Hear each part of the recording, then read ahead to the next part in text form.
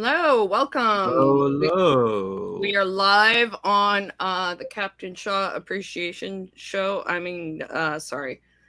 It might be. We're StarTrekkin. I am Nicole. I am on one side of Toronto. Over on the other, we have Green. How you doing there tonight? I have mini samosas. I'm doing very well. Oh, samosas are always good. Are they spicy?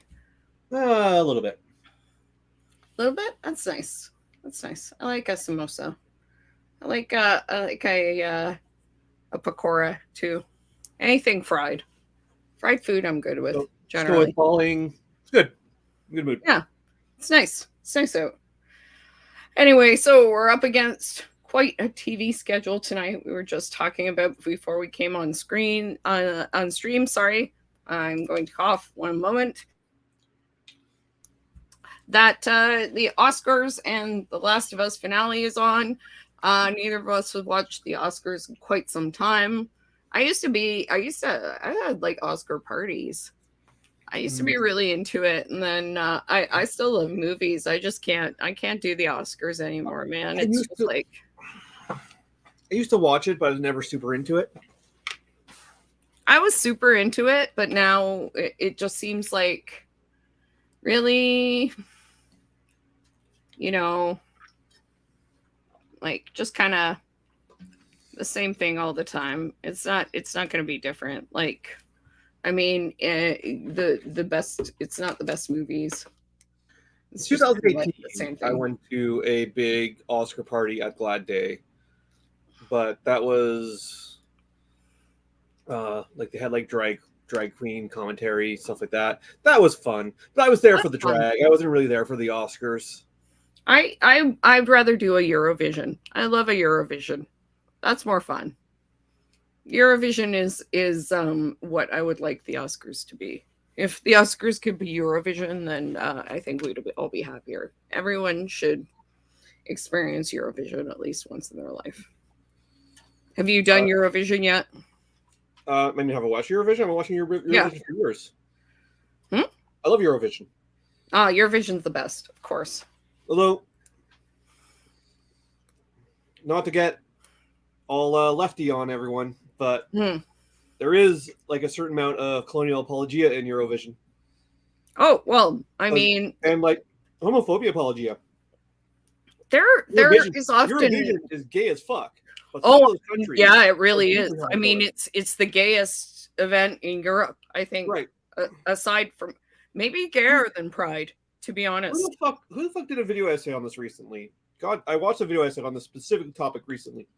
Mm. Can't remember who made it, You know, but it's like Eurovision and figure skating have a very weird relationship with gay queerness. You know what I mean? well, it's like Israel is in Oh, Eurovision. Israel doesn't even I have didn't. gay marriage, right? Yeah, I Like, didn't watch. I didn't watch Eurovision when Israel won. I didn't watch it the year it was in Tel Aviv. A lot of people boycott it. Like yes, almost all of my Finnish friends, which is I unsurprising. I never watch Eurovision live.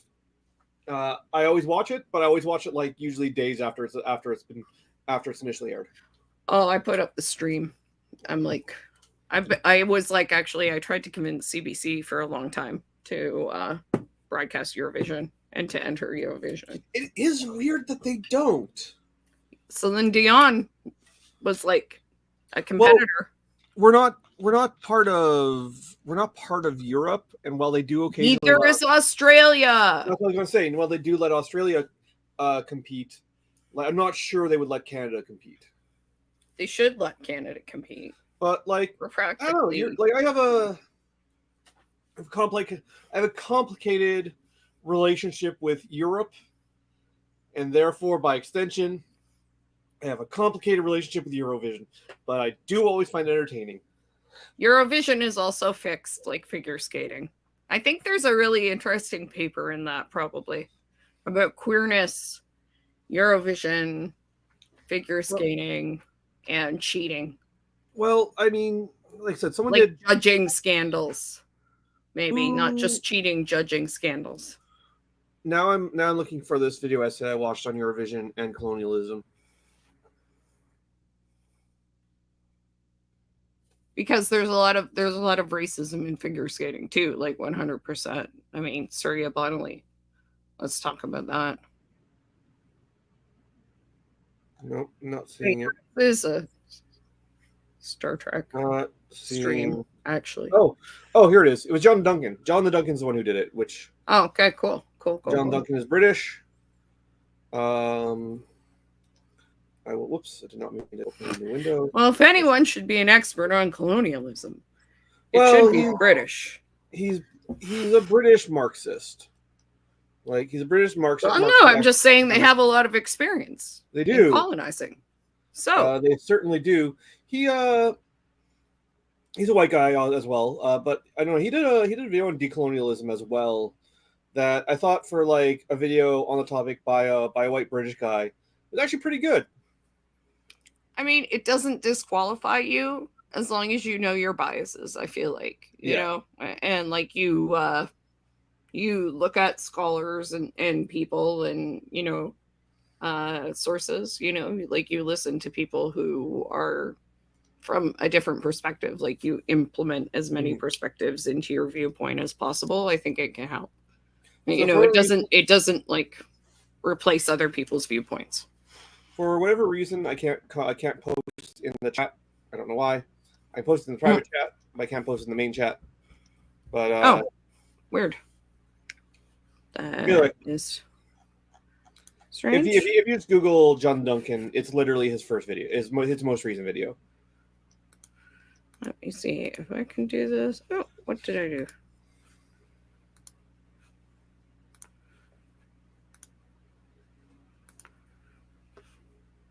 There we go. I posted many times. My apologies, everyone.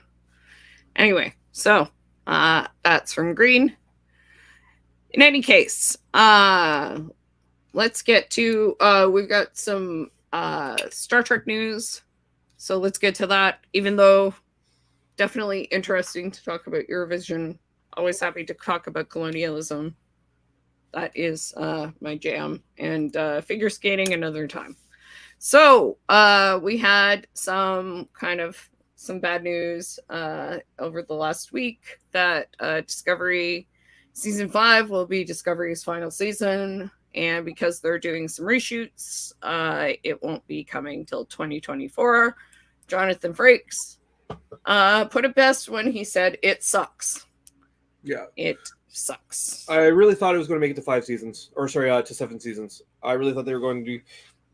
7 seasons seems to be the metric by which we judge the success of a Star Trek series.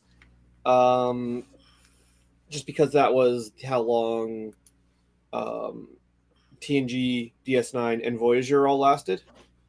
It outlasted Enterprise and NTOS. NTAS though. Yep, and I mean, it's going to get an ending, and I think that's the big thing, really. Well, I wonder if this is what the reshoots are about. If they found out that they were canceling it, and this is the reshoot is them reshooting the ending. As far as I know, it's to kind of wrap things up. Was my understanding that the reshoots are just kind of to make sure that the ending is sufficient. But with both Picard and Discovery wrapping, that would make room for the 2 rumored spin-offs. Mm-hmm. Right? And we'll see if there's another one, because people are really starting to demand some sort of Titan spin-off. Whether with Shaw and Seven or Seven and someone else. But, I want Seven to I mean, we all know Voyager is the one show I've never finished. I don't like Voyager. I've never gotten to the point where Seven is introduced. Mm-hmm. I really like Seven in Picard. She's my favorite thing. I feel like, and we'll get to the discussion, but I feel like Shaw and Seven are starting to develop. I said to Gary when I was rewatching it, I'm like, I feel like they're going to become BFFs. I think they will too. I hate you, but I like you, but I hate you. We'll talk later about how this show has how this season has actual character arcs instead of just random shit flying at the wall. Because Mm-hmm. they had a 4-episode character arc. And it's still developing. Like they're still developing, which is amazing. I feel like they're really gonna be, have an Odo, and I don't know. Here's the thing. So I don't know, an enemies to friends relationship or something. Yeah. I don't know what.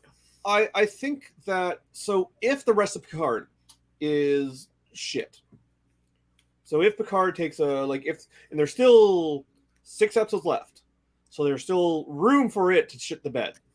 But even if the rest of Picard is like the rest of the previous seasons of Picard, I feel like these 4 episodes have given me the TNG movie we never got. Like, we got TNG movies, but they were bad. This feels like TNG's Wrath of Khan. I draw that parallel intentionally because, oh boy, does it feel a lot like Wrath of Khan. Mm-hmm, mm-hmm. For sure it does. It does, for sure. I'm responding to things with all kinds of different, Yeah, so every time you respond, you're getting 3 posts. Oh my goodness. This is ridiculous. Oh, there we go. Oh, it said all. Okay, now I've got it. Yeah. Now I've got it straightened out. I was responding all instead of just to one place. Now I've got it sorted. In any case, hello, Genesis of Legend, welcome. And yeah, we did call, we called a few things. Let's just I'll get through a couple more stories. But yeah, for sure, we'll get to it. Just wanted to say that Chris Pine talked about having no idea what's up with the next Kelvin Universe movie. Yeah, said that in Star Trek, actors are the last people to know, basically. Yeah.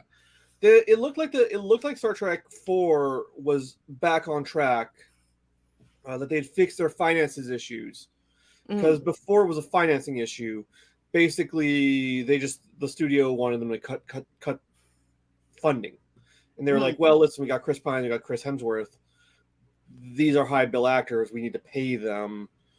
And so it looked like that got resolved, and the movie's back on track. And now it's back off track, but we don't know why. We don't know what's going on behind the scenes. Mm-hmm. But it's kind of funny that he actually said that. Like, maybe he's just like, I just want to know if I have a job, if I should just, forget about it. Like, just tell me what's going on. He's also lost Wonder Woman, which was his other big franchise. Well, now he's got D&D apparently. So I've heard it doesn't suck, right? D&D so far, at least last I checked, at 100% of Rotten Tomatoes. I saw 98 last I checked, which is still better than a lot of freaking movies. So, I enjoy the clips I've seen of it. I enjoyed. I'm still not sure I'm going to bother seeing it because I just don't watch a lot of movies. Mm-hmm, mm-hmm. And D&D is not my role-playing game. D&D is a lot of people's role-playing game. It's it hits above the weight class of the rest of the industry combined. Yeah, but I've never been. I get you there. Well, they have a stacked cast of people who are excellent actors. So, and the people who wrote Game Night, actually, which was a pretty funny freaking movie. So I think it would be kind of hard to screw it up just on a base sort of talent level that they have in the film. And so the last one, which I saved to tell Green live on the stream, is that in Picard, the last season, they had suggested to Robert Beltran that he be Seven's alternate universe husband, and that they rekindle the Seven Chakotay romance, and Chakotay be her, the guy that was the magistrate. But I guess Beltran did not like that. He didn't like the writing or something, but I'm guessing he didn't like that he was a villain and he said something about being really happy with being on Prodigy, and so they got John Briones, who is Issa Briones' father, to be the That magistrate instead. that would have made more sense than what we got. That said, that whole season was just a mess. It started well. But they always start well. I know, they always start well. They always start well. They go nowhere. I can't say it would have gone any better with Beltran being there, and that probably would have made you. But he would have died. He would have died, dude. So good. That would have been nice. You would have been happy about that. You would have been like, "Yay, they killed Chakotay." That's probably the real reason why they want to do it. He probably didn't want Chakotay to die. Well, I think he was probably Chakotay's evil, and then he's going to get shot. So screw this. My prediction, here's where they're going to go with Picard season 2. I don't normally do this because I'm not like one of those fixing. Like I think that's pretentious. So this is my prediction for the plot of Picard season 2 was better than what we got. Yes, it was. I think any of our predictions were better than what we got for season 2. Having that character stay alive and be the main villain, and have it be a tension with like Picard trying to stop the fascist Earth, and he's trying to. So like each of them is trying to save their own future, and have it be a fight. Like that would have been, because that would have at least made sense.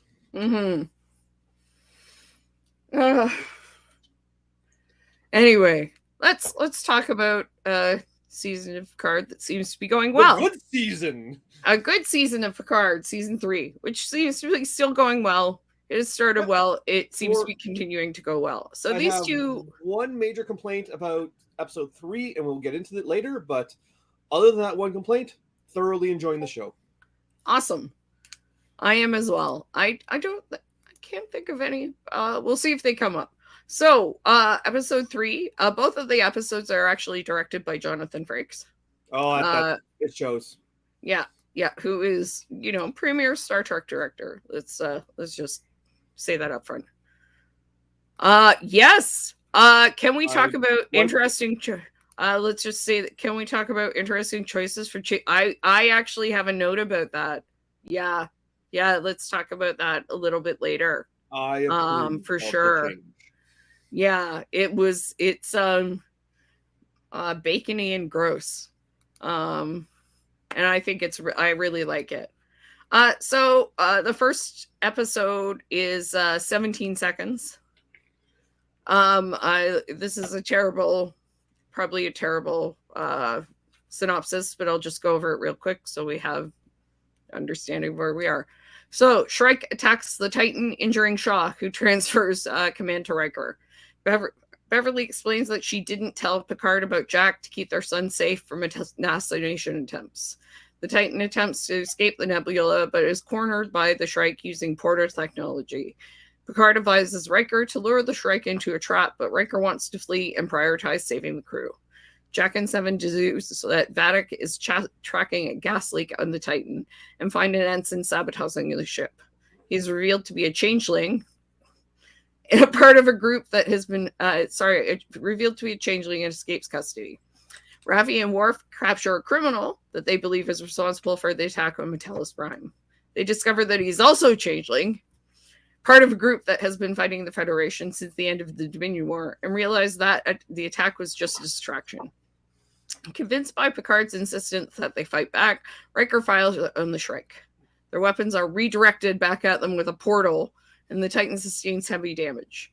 Riker blames Picard and orders them off the bridge as they drift towards a gravitational anomaly in the nebula. So, plots over these couple episodes that kind of like go out are on the Titan. We've got the Shrike is attacking the Titan. Why do they want Jack? Who are they? They are changelings, but which ones? This is vindication because I was right about the changeling. Yeah, I did not see that coming. I definitely did not think, ooh, that light color does not do good things for my camera. Very pink, though. Very pink. Yeah, it's just my camera can't image it. So it does weird things to my face on the camera. Let's go with that one. Yeah, it gives off more natural light. Yeah, and the changeling. Sorry, what were you going to say? Green? I just did not see that coming. Like I know you called it, but I did not see that coming. Although like I wasn't hugely shocked, partially because you called it, and also partially because we knew already that they were using DS9 plot elements. They'd said as much. Mm-hmm, mm-hmm. Also, what's let's just talk about the changeling effects now. Like I made a note that it was like super interesting and gross, kind of like how they've changed it up. And I'm guessing like it's partially just because they have upgraded FX, right? Like it's a budget thing, yeah. Yeah, like Genesis of Legend is saying. So I was thinking, yeah, like it looked kind of bacony, but also like it looks like it's actual, you know, like muscle and fat and body and sinew. So it's an actual, they're actual. It looks food. organic. Well, I mean, I Yeah. guess like whereas before they looked like a chemical spill or something. Excuse me. It looks like oil almost. This looks like organic. Now I wonder if that's just a different kind of changeling. I would imagine it's just a. I imagine it's just a artistic direction change combined with like budget. Yeah, and I budget would and guess also so. like just more updated tech. Because like what I'm also thinking is that the, you know, at the end of episode 4, which we'll talk about, those aliens, they reference Farpoint. I think those aliens are the Farpoint aliens because they look almost exactly the same. Farpoint aliens didn't have faces. These ones had faces. Yeah, but they couldn't animate faces. Fair enough. Yeah. I right. So now they can animate faces. They had the same flat kind of heads. They had the same like things. So I wonder, or at least like related to them, maybe. Yeah, I get what you're saying. I can't say yay or nay to that, but I get what you're saying. They're certainly thematically related to the Farpoint. Yeah, I thought it was really interesting how they decided to change like the changeling stuff so it looked more like, I don't know, like maybe they're not founders, but I kind of doubt it. I think they've decided. No, I think they're still founders. I think they're the same. I think they're the same changes. I think this is just an artistic direction choice, combined with them having better technology. As for the space, same cephalopod family, different genus. It's entirely possible. Yeah. You know, maybe one is just more like a jellyfish, and this one is more like a octopus. Or, I don't know. Like a squid versus octopus. Squid versus octopus. So another plot is who is contacting Jack. At the end of the episode 4, when we talked, Gary said at the end of episode 4, the first time we watched it, Gary said the Red Woman. And I was like, damn, maybe. I thought that those were. We'll see what's right, because I had a different reading of that. I thought those were PTSD flashbacks. I think he's hallucinating. Like someone keeps saying, "Come find me." I don't know if those are. They seem to be new things for Jack. Yeah, we'll see. But my initial take was PTSD flashbacks. We'll see if I'm right or wrong. Like I said, we got 6 episodes to figure out. My take was someone was trying to contact him.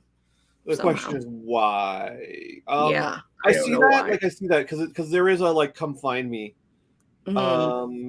which does seem to contact, but is like that sort of far distance telepathy a thing in Star Trek? Although I mean, even if it historically hasn't been, doesn't mean they can't make it. Star Trek retcons itself all the time. Vulcans. Can has any Vulcan ever? I mean, I guess Enterprise does have the Tellarites, the white Tellarites, who the whole thing is that they can do that because that's how they control the telepathic drones. This is what it does look like. The Visions aspect of things has echoes of the Red Angel. The Red Woman and the Red Angel. Like, I I don't think it has any connection to yeah, disco, but it does have a similar sort of feel to it. I think they're just drawing on similar, because that had occurred to me. I think they're drawing on similar imagery, but I don't think they're related. One second, No, I my don't dice think rolled they're really weird. related. I think they have a similar thing, but like, I don't know. The thing is, what I keep coming back to with Rachel Garrett is she's dead. Like, unless it's like prime Rachel Garrett, but like, I that's a different, like, it's not even the same time. I don't know how this works. I don't know. I hate time travel. I hate temporal rifts. I don't understand them. I don't understand how it works. Like, how would Rachel Garrett show up now?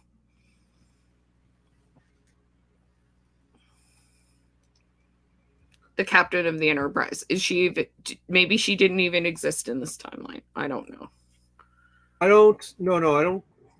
I don't think we're going to see her unless there's been some sort of confirmation. I don't think so.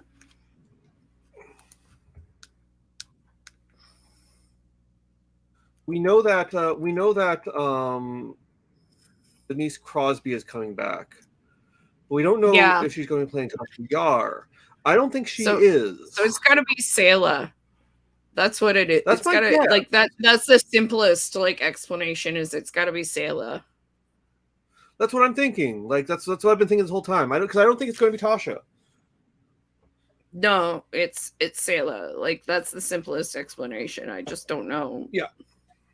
Like, how she would be reaching out, or if she's reaching out to Jack at all. But does that sound like Denise Crosby? Maybe. It could. I'd have to listen to it again. That's entirely possible, because now that I think about it, that voice maybe does sound like her. I couldn't even say. It's really distorted, so it's hard to say. It could freaking sound like anybody. Who it sounded like a dude at some point, so who knows? Yeah, Probably was a dude.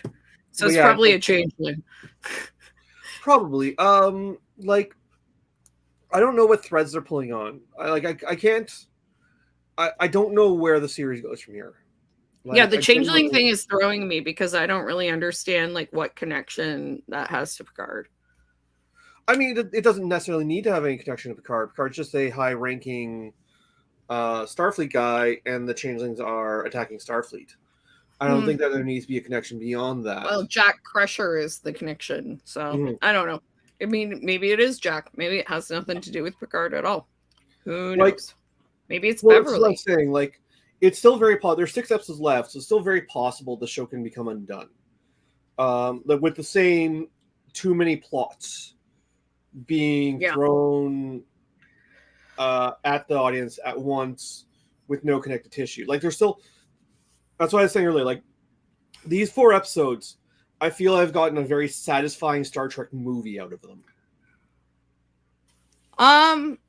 Well, fortunately, a lot of these that we'll go through have been wrapped up. There's only a few that are open, and 2 of them were open. Are why is the Shrike attacking Titan, and who is contacting Jack? But a few more we'll go through are mostly wrapped up. We got a satisfying 4-episode story arc. Like, there are complete character arcs within these 4 episodes, and there are complete plot arcs as well. Like, quite a few that are totally wrapped up. Like, there may be room for Seven and her captain to grow and like each other more, but already we've gone through, you were Borg, I don't trust Borg, to like, you have earned my respect, I will stop dead naming you. Yeah. And so like Changeling Saboteur gets wrapped up within 2 episodes. Nature of the Nebula wrapped up. Shaw versus our heroes. I am happy that they were Ezra. I was worried the Nebula was going to be something real stupid. I was prepared for the Nebula to be something like real dumb. I figured it was something like that.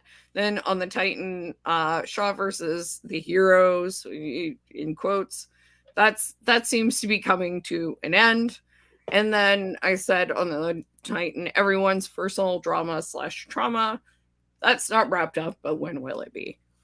This is an interesting question about the changelings. Are they trying a reverse auto bioweapon play? Yeah, I can't say. It's a good question. I really don't. I'm not sure what they're doing. It has something to do, like, the question is what like tried to look up today, what is at the Daystrom Institute, like, that could be stolen, and I don't even know. Like, I'm like, is it, like, I assume it's not lore. Is lore locked up there? I don't know. No, last Well, time I B4 is checked. there. What? B4 is there in Daystrom, as revealed Which in Star is? Trek Picard episode season 1. B4 is the other data. Oh, so maybe that's what they're taking. Well, and I mean, if Laura's going to be involved, it very well could be they might go for Picard. Picard's also now an android. I don't know for sure that's how they're going to go, but it's a connection. That's possible. I was trying to think, because the portal weapon was not the thing, was the distraction from what they were actually stealing. And just with Worf and Raffi, which is good because, I mean, at least that plot moved along quickly. Finding the terrorists, point between the attack, and covering the changeling pot, what was taken behind from Daystrom, and who is Worf subcontracting for? Lore. This is the big thing. It's lore. Worf is You don't secretly think? looking for lore. I don't think he You knows don't think it. Section 31? I guess that's Starfleet, right? So I think no. I think it's lore, and I think it's lore is working with Star. I think lore is working for Section 31. Genesis of Legend says Julian. That's what I'm hoping. We need some Julian Bashir. I'm very hopeful for Julian Bashir. So 17 seconds. It was I think I liked the fourth episode better than this one. I would also. Well, we didn't even talk about what I didn't like. I would also. I have beef with episode. Actually, there are things about episode 3 I didn't like. We didn't talk. As for Worf's maybe handler, who he's subcontracting for, Genesis of Legend says, I would also accept a simple tailor, as would we all, I think. Eric is always welcome. If we can talk about episode 3, because I have beef with episode 3. Of course, yeah. There are things I don't like about it that we have not talked at all. Yeah, we can get to that, of course. Yeah. We haven't spoken at all about Picard and Riker and their plot over this episode. Yeah, which is basically falls under everyone's personal drama/trauma, essentially. Well, this is what I don't like about it. This is why I have beef with this episode, and it's not enjoyment ruining. I still enjoyed the episode, but I really did not like that Picard was the one pushing for violence. It seems extremely out of character, both for old Picard and for like current Picard. So Picard being the one like, no, we gotta fight, we gotta like bomb them. It's just like, that's a weirdly reactionary position for Picard to take, especially when Riker, of the two of them, has always been the risk taker. So we have a bit of a switch between the two, where Riker is now the conservative one, mm-hmm. and Picard's the one pushing for aggression, and that role reversal does not make sense to me. Yeah, I found it like, it was frustrating in a similar way to me, mostly because what I found frustrating was just that it seemed like there was no solution, but I guess that's sort of the point. But yeah, it did seem, maybe that's the point, that it's sort of out of character for them to be. I guess it's never really addressed. I mean, it is sort of addressed when, at the end, when Picard talks about the reasons that he thinks Riker is not, going ahead and attacking, going ahead and like choosing to go into battle, Mm-hmm. right? Like he thinks he's hesitating because he's lost someone, and that turns out to be partially true. And I think Picard is potentially like he hasn't been out in a long time and maybe trying to reestablish himself as a commander. So I think they have different reasons that they are out there and different reasons that they need to do this. I don't know. I didn't think it was well handled. It's like I said, it's my only major complaint about the episode. But I didn't like it. It didn't ring true to me. Yeah, I just didn't like it. I Like I just it felt like forced conflict.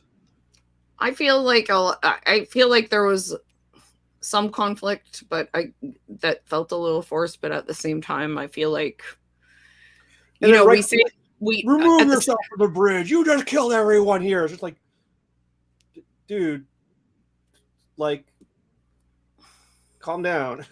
Like you followed. You did the thing at his like. I just it felt really melodramatic. It felt really forced. I did not care for it. Overall, I still like the episode, but I did not like that part. That's not something necessarily that you love to see somebody saying in front of the bridge crew either, because it's like awkward, and then, oh really, are we all dead? That's not great. Yeah, like but I also oh god, I had a point and I lost it. I think that we keep saying, well, this is out of character, but all of these people are like much older and they've gone through a lot more stuff since we saw them last, right? That's like so, but older Picard. Yeah, I mean, it stands true for Picard. Like it makes sense for Picard, because he's even been in situations like this since. So it like the criticism for Picard makes sense. It's just Riker, like it's possible that Riker could be in a situation where he would be more hesitant. Riker being Riker, excuse me. Riker being the voice of like Riker being like level-headed in the situation is fine by me. It's only a problem in relation to Picard being so aggressive. Because Riker has always been the one that was more cocksure of the two. Mm-hmm. And like we've seen nothing in their relationship in Picard to suggest that has changed in any way. In fact, there were when they like them even hijacking the Titan is Riker's idea, and Picard's just like, this is crazy, man. He's like, I know, right? Yeah, this is a good point. Genesis of Legend makes. I suspect they're trying to call back to first contract trauma. We must fight the Borg in the young jail. We must take risks, but did it wrong, or just more ham-fistedly maybe than they intended. It did ring wrong. Sorry, it did ring wrong because maybe it was ham-fisted. Yeah. But yeah, I get that point too, because maybe it was more like, like the line must be drawn here, and I think that's something we referenced when we were watching it. Also, if they pie in the sky theory for what they stole from Daystrom, Agnes. That would be funny, but I doubt it. But it would be funny. Also, I mean, some of the it could be tapping into the first contact trauma a little bit, because it's like another enemy that seems, unsurmountable, and maybe he gets like weird about that, especially with now he has a kid. And yeah, like to point it out, the 17 seconds refers to the 17. I'm not even opposed to them making Picard the more like if they had more establishment as to why he was behaving this way. And like I get it's emotionally he just found he has a kid, there's like his emotions are like, but at no point anywhere else in the story is he more aggressive because he found out he had a kid. Like, that's right. I mean, actually I think he is a little bit. Well, no, I mean he pushes more after Jack almost dies. Mm-hmm. Like I was going to say, the 17 seconds that it has in the title just refers to how long it took Riker in the turbo lift to go down to see his son when he thought he was like maybe dying during the birth when Deanna was giving birth. Yeah, I mean, and Yeah. let's just say this episode 4, I have no complaints on. Like, I thought episode 4 was like some perfect Trek. That's episode 3, same episode. Oh yeah, sorry. You're right.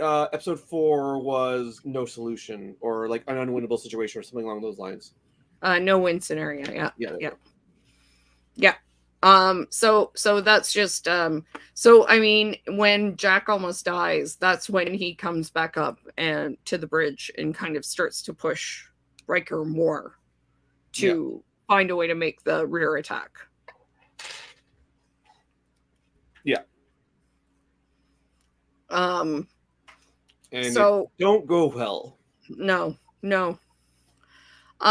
I thought, the scene, fairly early on, we have the scene with Picard and Beverly after we meet Dr. Oak, the requisite cranky Starfleet doctor who is mad at everyone in her sickbay, who is a Trill. So that was kind of fun, and just thinks that she knows more than Beverly and everyone else. But I thought the Picard and Beverly scene was really beautiful. And that there was really no one who was wrong there. Like, yeah. I just want to say unrelatedly, one thing I really like about New Trek, all New Trek, we get a lot more aliens on the ships. Mm-hmm. Just like, randomly in the background. Yeah. They bothered to do that. What did you think of that scene? I liked it. I liked that. I mean, of course, she wasn't going to trust like this random woman. We know that Crusher's like the best doctor in Starfleet, but she doesn't know her from a hole in the wall. No, I meant Picard and Beverly. Sorry, I misunderstood what Steve. So their conversation about like the Picard and Beverly scene where I was like, I just feel like everyone had a fair point in that situation. Like there was really no wrong side here. I like that a lot. I like the fact that like he answers with a completely reasonable position, and then she also answers with a completely reasonable position. I like that exchange immensely. Yeah, it was fair for him to be angry, I felt like, but it was also fair for her to say, like, everyone wants to kill you and you always run off to save the universe, so he was always going to be in danger, and I lost, like, my husband, and Wesley is off running around the universe being, an omnipotent being. And I think the real payoff to that scene is actually in the next episode.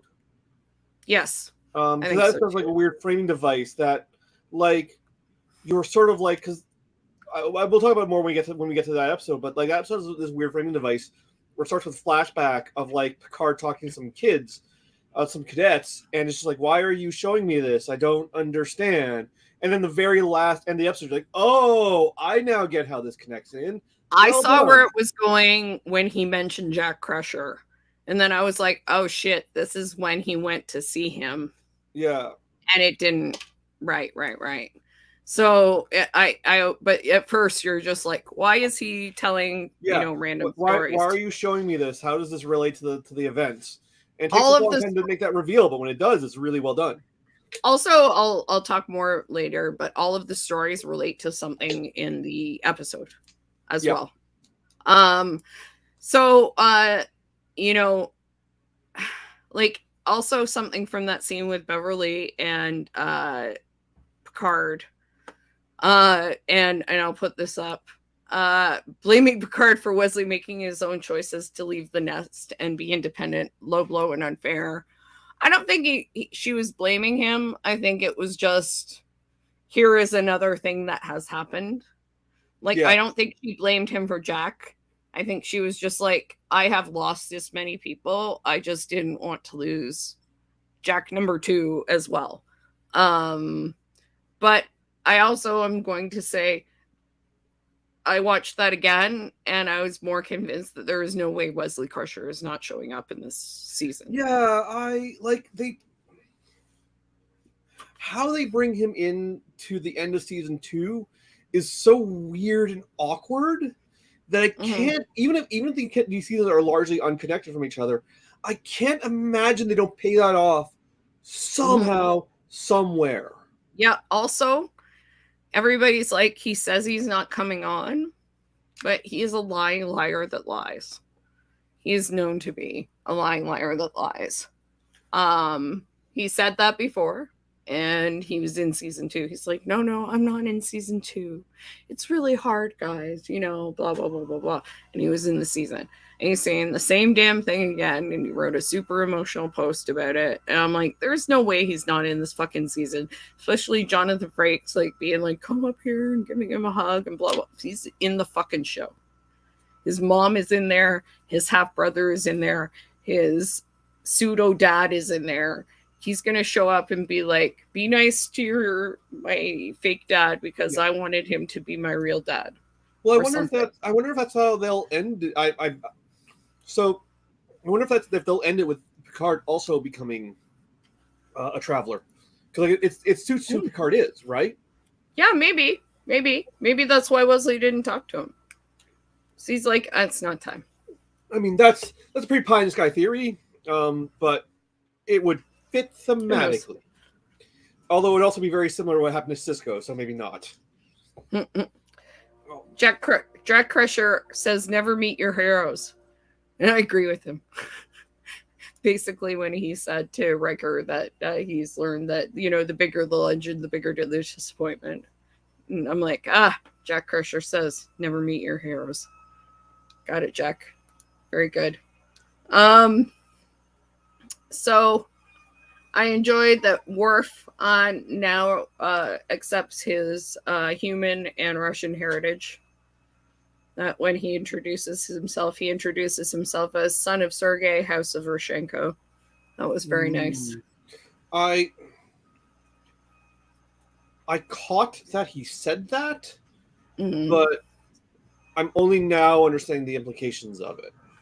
It was really beautiful. Also, Slayer of Duras. Slayer of Duras, Bane of... I loved Worf's parents in TNG and wished we got more of them. I thought they were so good. Worf is fun. I like chill Worf. Worf is probably the funnest character on TNG. On Picard, but he's the funnest. On Picard or on TNG? TNG. I think he's the funnest character on TNG. Well, I feel like he's one of the most fun on Picard now because I like chill Worf.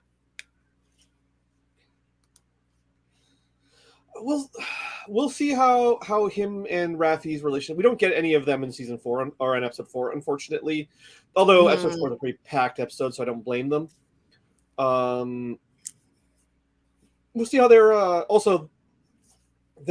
plot line, their mini arc does kind of resolve itself. Yeah, with episode 3. He had some of the best lines in the episode, I feel, though. Yeah. You know, I have been, as humans say, working on myself. It is not warrior gear, it is casual. I personally liked beheadings are on Wednesdays. Yeah. Would you like some jasmine tea? Yeah. Do you take sugar? Yeah. He was so good. He was so good. Like, they clearly lied on him being a pacifist, but I do like. I get why they said that, because they're like, he's a lot chiller than he used to be. But he's not a pacifist. He's pacifist for a Klingon. I think that's what they're saying. For a Klingon, that's a pacifist. Well, he still beheads a dude, so he's not a pacifist, but he is like chiller. I get why they sold it that way. But like, it's hard to be like, I'm a pacifist. Who are we? Who are we as humans to judge what a Klingon conception of a pacifist is? I mean, he's still a raised human, though. And they're still humans selling the show to a human audience. Yeah, I know. I'm just saying maybe that's Klingon version of pacifist, or I half mean, Klingon version of pacifist, so or raised human Klingon here's version. how this scene could have played out with him being a genuine pacifist, just hypothetically. Same thing could have happened. Raffi could have been drugged, fallen to the ground. Same thing. Instead of Worf like going in and beheading people, he could just walked in and just been like, and Raffi could have known who he was. Raffi could be like, Worf, and then Mm-hmm. like he could have just stood there, stood them down, and then Raffi could just be like, "Do you know who this is? He's like one of the most violent people in Starfleet. He'll kick your ass." And then like eventually by like upselling who Worf is and them knowing who Worf is, they step down because they don't want Worf to like gut them. And then it's revealed that like I don't do violence anymore. Like that's how a pacifist version of that scene could have gone. They deliberately chose not to do that. I don't have a problem with it. I'm down with what they did. I'm down with like Worf just beheading a dude.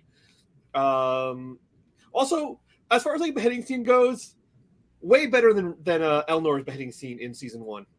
Yeah. I don't think drug dealers step down, even if you say he's a badass who is gonna kill it.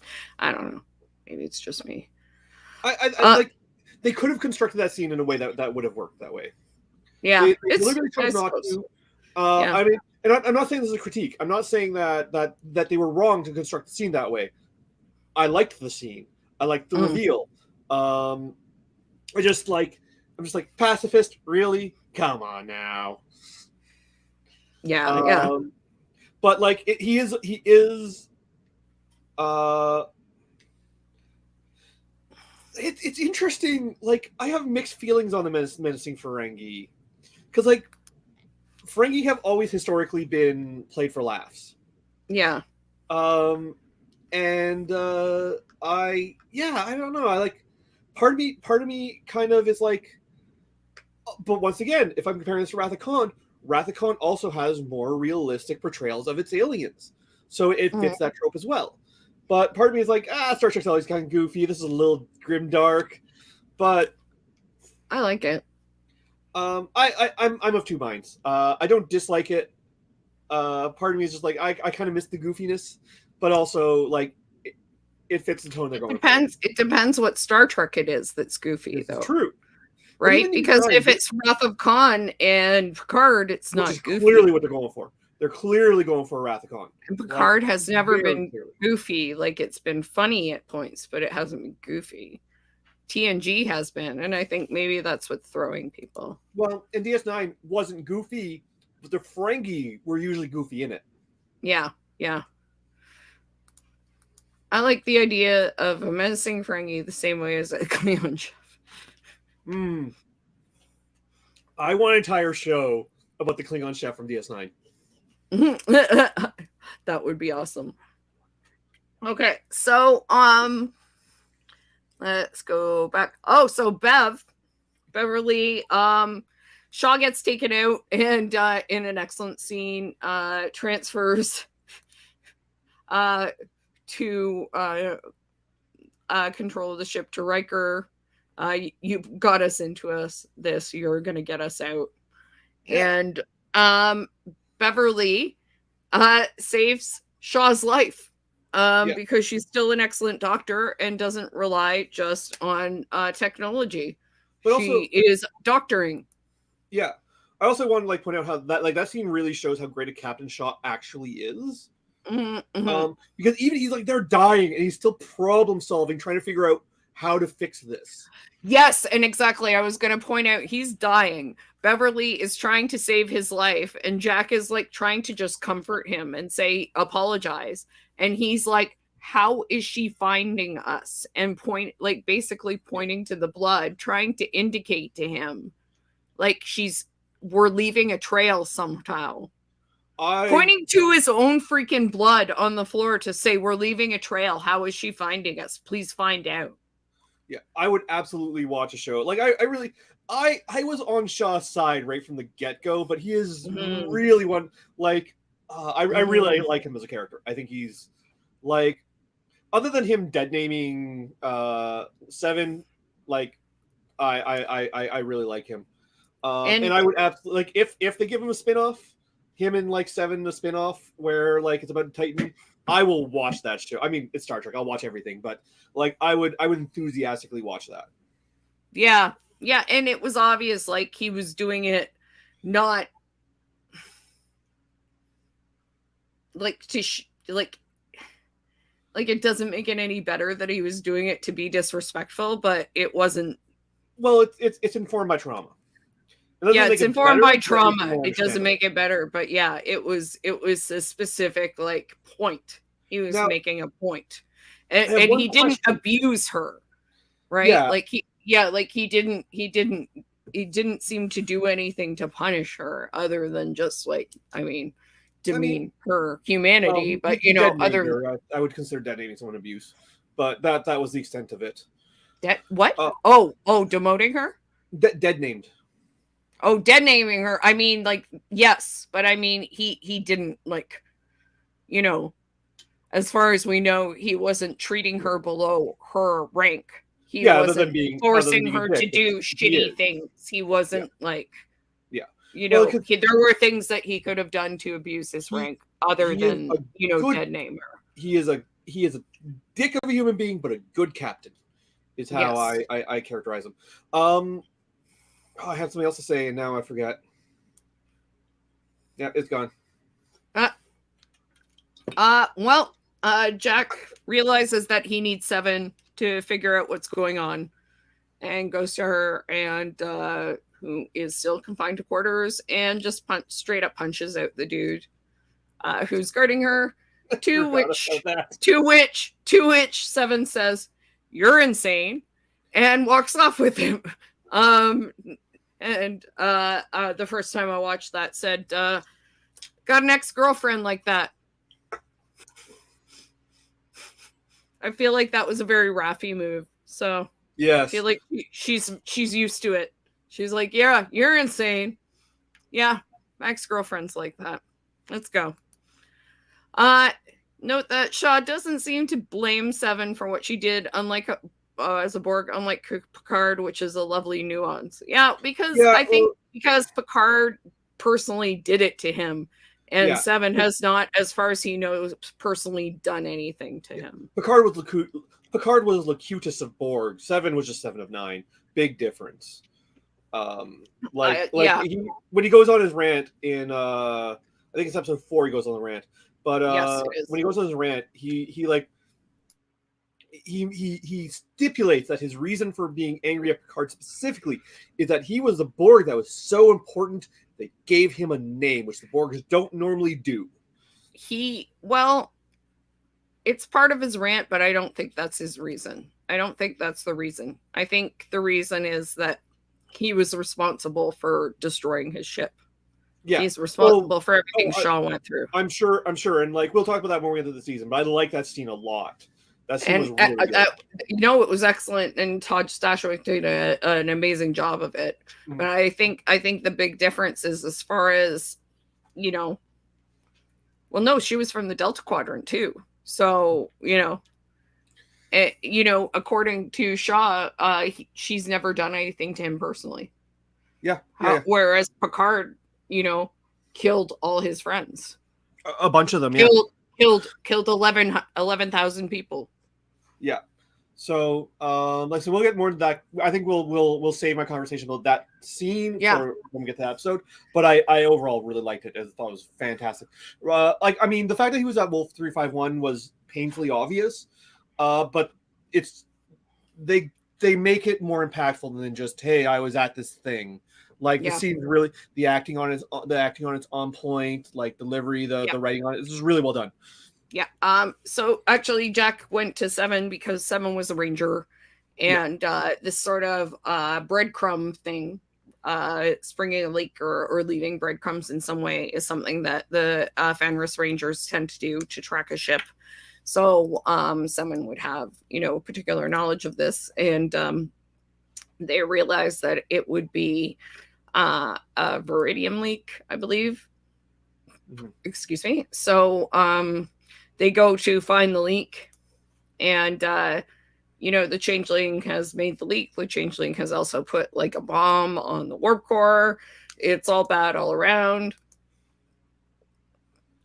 So, Seven goes to go and fix it because the changeling has locked out all sorts of things. Jack and the changeling get in a fight. Changeling leaves the leak on, leaves Jack to die without a mask on, and Jack has one of his first hallucinations when Seven comes to save his ass. So, yeah, and like I guess the hallucination you and I read a bit differently, because you read that as like someone calling him. My reading was that, oh, this is something that just happens to him all the time. I thought it hadn't ever happened to him before. Yeah. So I mean, it says they say specifically, connect the branches, find me, Jack, find me. And the red door opens, and that's when Seven picks him up and takes him away. Like, so yeah, so I just have very different readings of this, and I mean, we'll just have to wait to see who's right. I think if it had happened before, we would have seen it happen before this time. That is my belief. Well, I mean, I'm sure it'll be addressed one way or another, but what trauma do you think it has to do with? He has not mentioned anything. I think it's something from before. Like, I think it's tied into why they're hunting him in the first place. Okay. So I think it's something's happened to him before. I think it's tied to why they're hunting him. Something happened to him that tied him to something, and this is why they're initially hunting him. So I don't think this is. That's why I don't. Why would Beverly not mention it? Beverly may not know because he's never mentioned it to her. But they've been together the whole time, almost. But that just means like she might just think he has seizures. Like, we don't know, because he's exactly the sort of person who would hide that, right? So my assumption. I think Jack is just one of the few people who acts like he doesn't have PTSD in Star Trek. So I'm not sure that, but we'll see. We'll see what happens. Like, we'll see who's right. Like, one of us, and it very well might be 50-50 either way. It's not even a right thing. It's just a theory. Yeah, exactly. Like, we'll see how it plays out. Yeah, we'll see how it plays out, because who knows? I can't there's nothing to say. Like, I don't want to diminish your reading either, because it's just as valid as mine.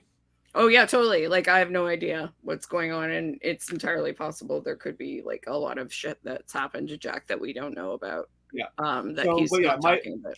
My assumption is that what's happening with him in these seizures, with these flashbacks, is going to get revealed, and then this is going to be tied into why all these people want him in the first place. Maybe he has some sort of psychic thing living inside. Who fucking knows? I think it's totally tied into why people want him. I think just maybe the reasons for it. We have different ideas on what that might be. Like I said, ultimately, we're just going to see how it plays out. Yeah.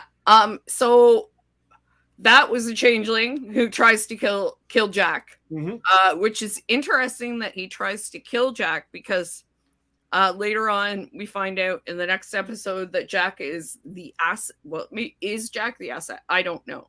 I mean, presumably Jack the asset, because they only ever mentioned being after him. Yeah, so presumably Jack is the asset. So a little weird that the changeling saboteur tried to kill him. It is possible to say the changeling was just like, "Fuck this, I'm done." Yeah, who knows? Maybe he's just tired of being shot and annoyed with everything. So what I've interspersed with the changeling, like, fighting and sabotaging, is Worf and Raffi catch the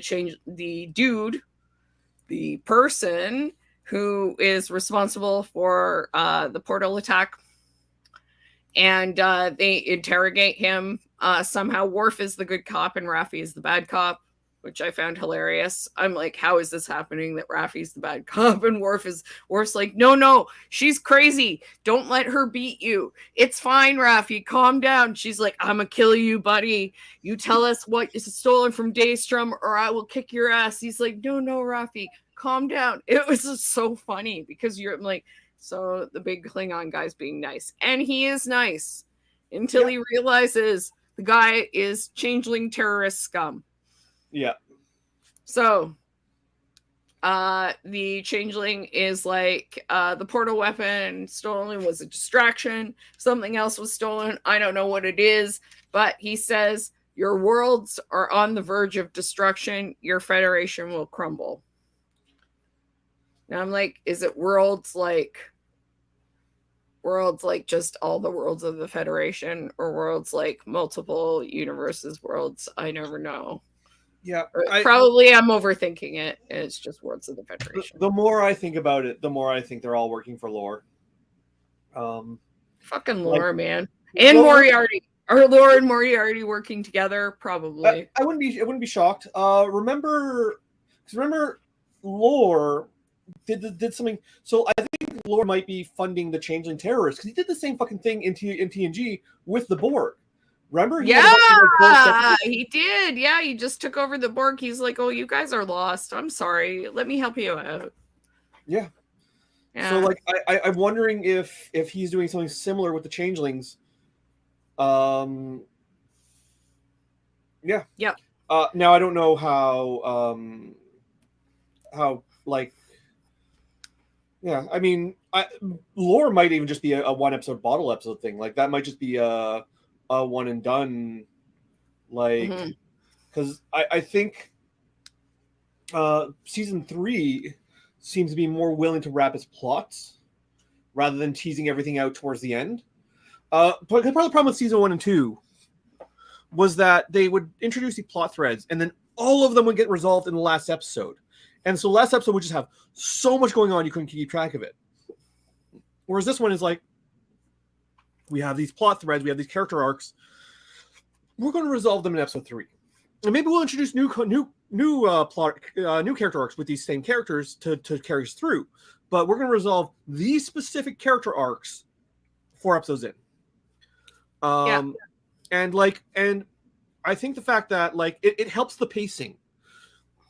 Because like I think the biggest issue with the past 2 seasons was just the pacing was all over the place. Because once again, they would resolve all of their plot threads in the last episode, and everything would be resolved all at once.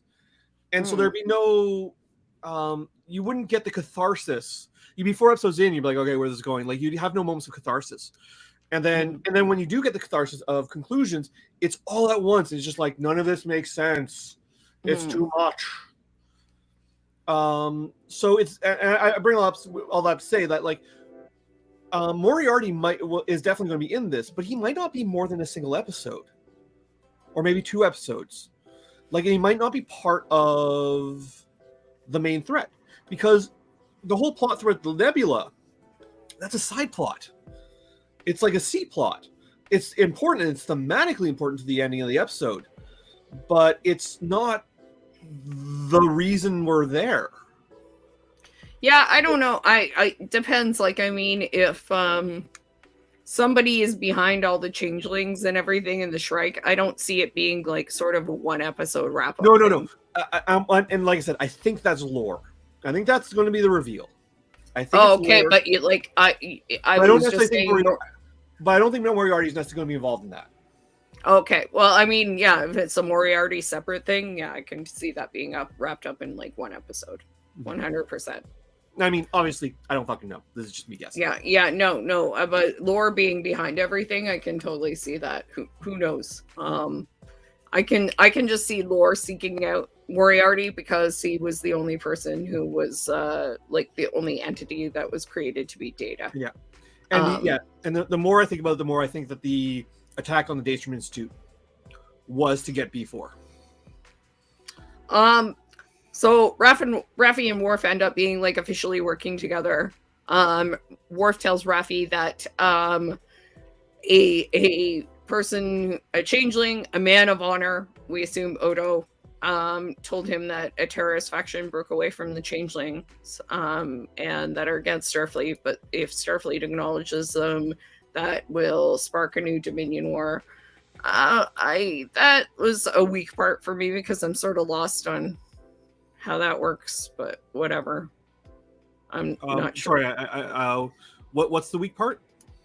That this terrorist faction that broke away from the changelings, that if Starfleet acknowledges their existence, it will spark a new Dominion war. And I'm like, I mean, I guess. the changelings were pretty thoroughly defeated. So I'm like, I but guess. I guess How? Why? I don't know. who knows Whatever. how things change over 30 years? Maybe the changelings rebuilt their power base.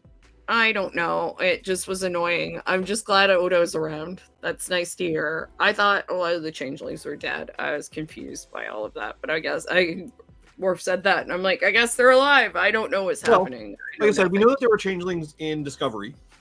Yep. We know that they're around 900 years in the future. Yeah. Well, And- I mean, there are changelings. That's what Worf said. So I'm not gonna argue with him. He beheads motherfuckers. So that could be a problem. Really quickly, I really liked the scene with Sidney LaForge in Seven, where she was like, "My dad would appreciate your loyalty, and you're my friend." And I'm like, that's nice. I think Geordi was friends with an android, was his BFF. So I'm sure he's cool with somebody as long as they're loyal. He wouldn't mind being friends with a Borg. He was friends with a Borg. Yeah, Hugh. Yeah, so I mean, that's why probably Sydney's like, my dad liked the Borg. He was friends with him. Hugh was his friend. I'll be friends with you, Seven. I will call you Seven. Yeah. And that actually is a very important scene in episode 4. So and I talk a lot about economy of writing when we talk about Lower Decks, because Lower Decks has some great economy of writing. Picard's not quite as economical, but I do like the fact that like Shaw's insistence on dead naming Seven is a plot point. And gets pushed back against it by like some of the crew is like, I'm not going to do that. He's being a dick. I'm going to call you by your name, like the name that you go by, your chosen name.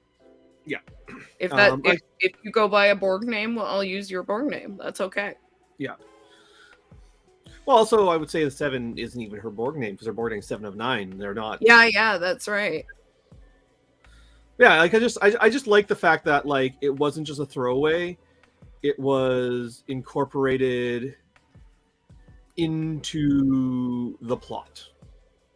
Yeah, later on.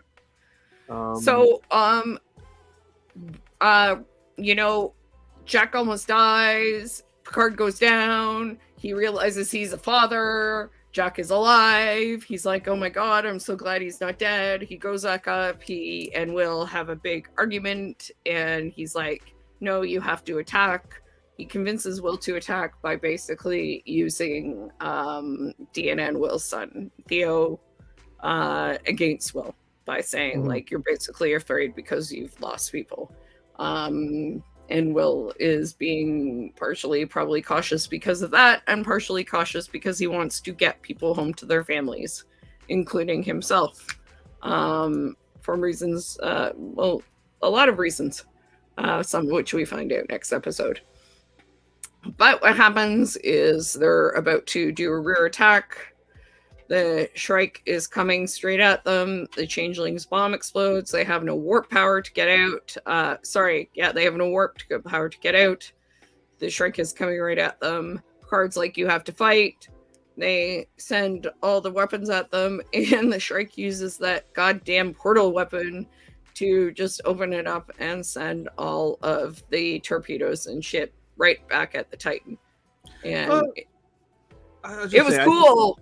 Yeah, it's the portal weapon's fun. It's a fun weapon. I've never seen, like, obviously I've played Portal, and like one of my favorite X-Men characters has portal powers like that.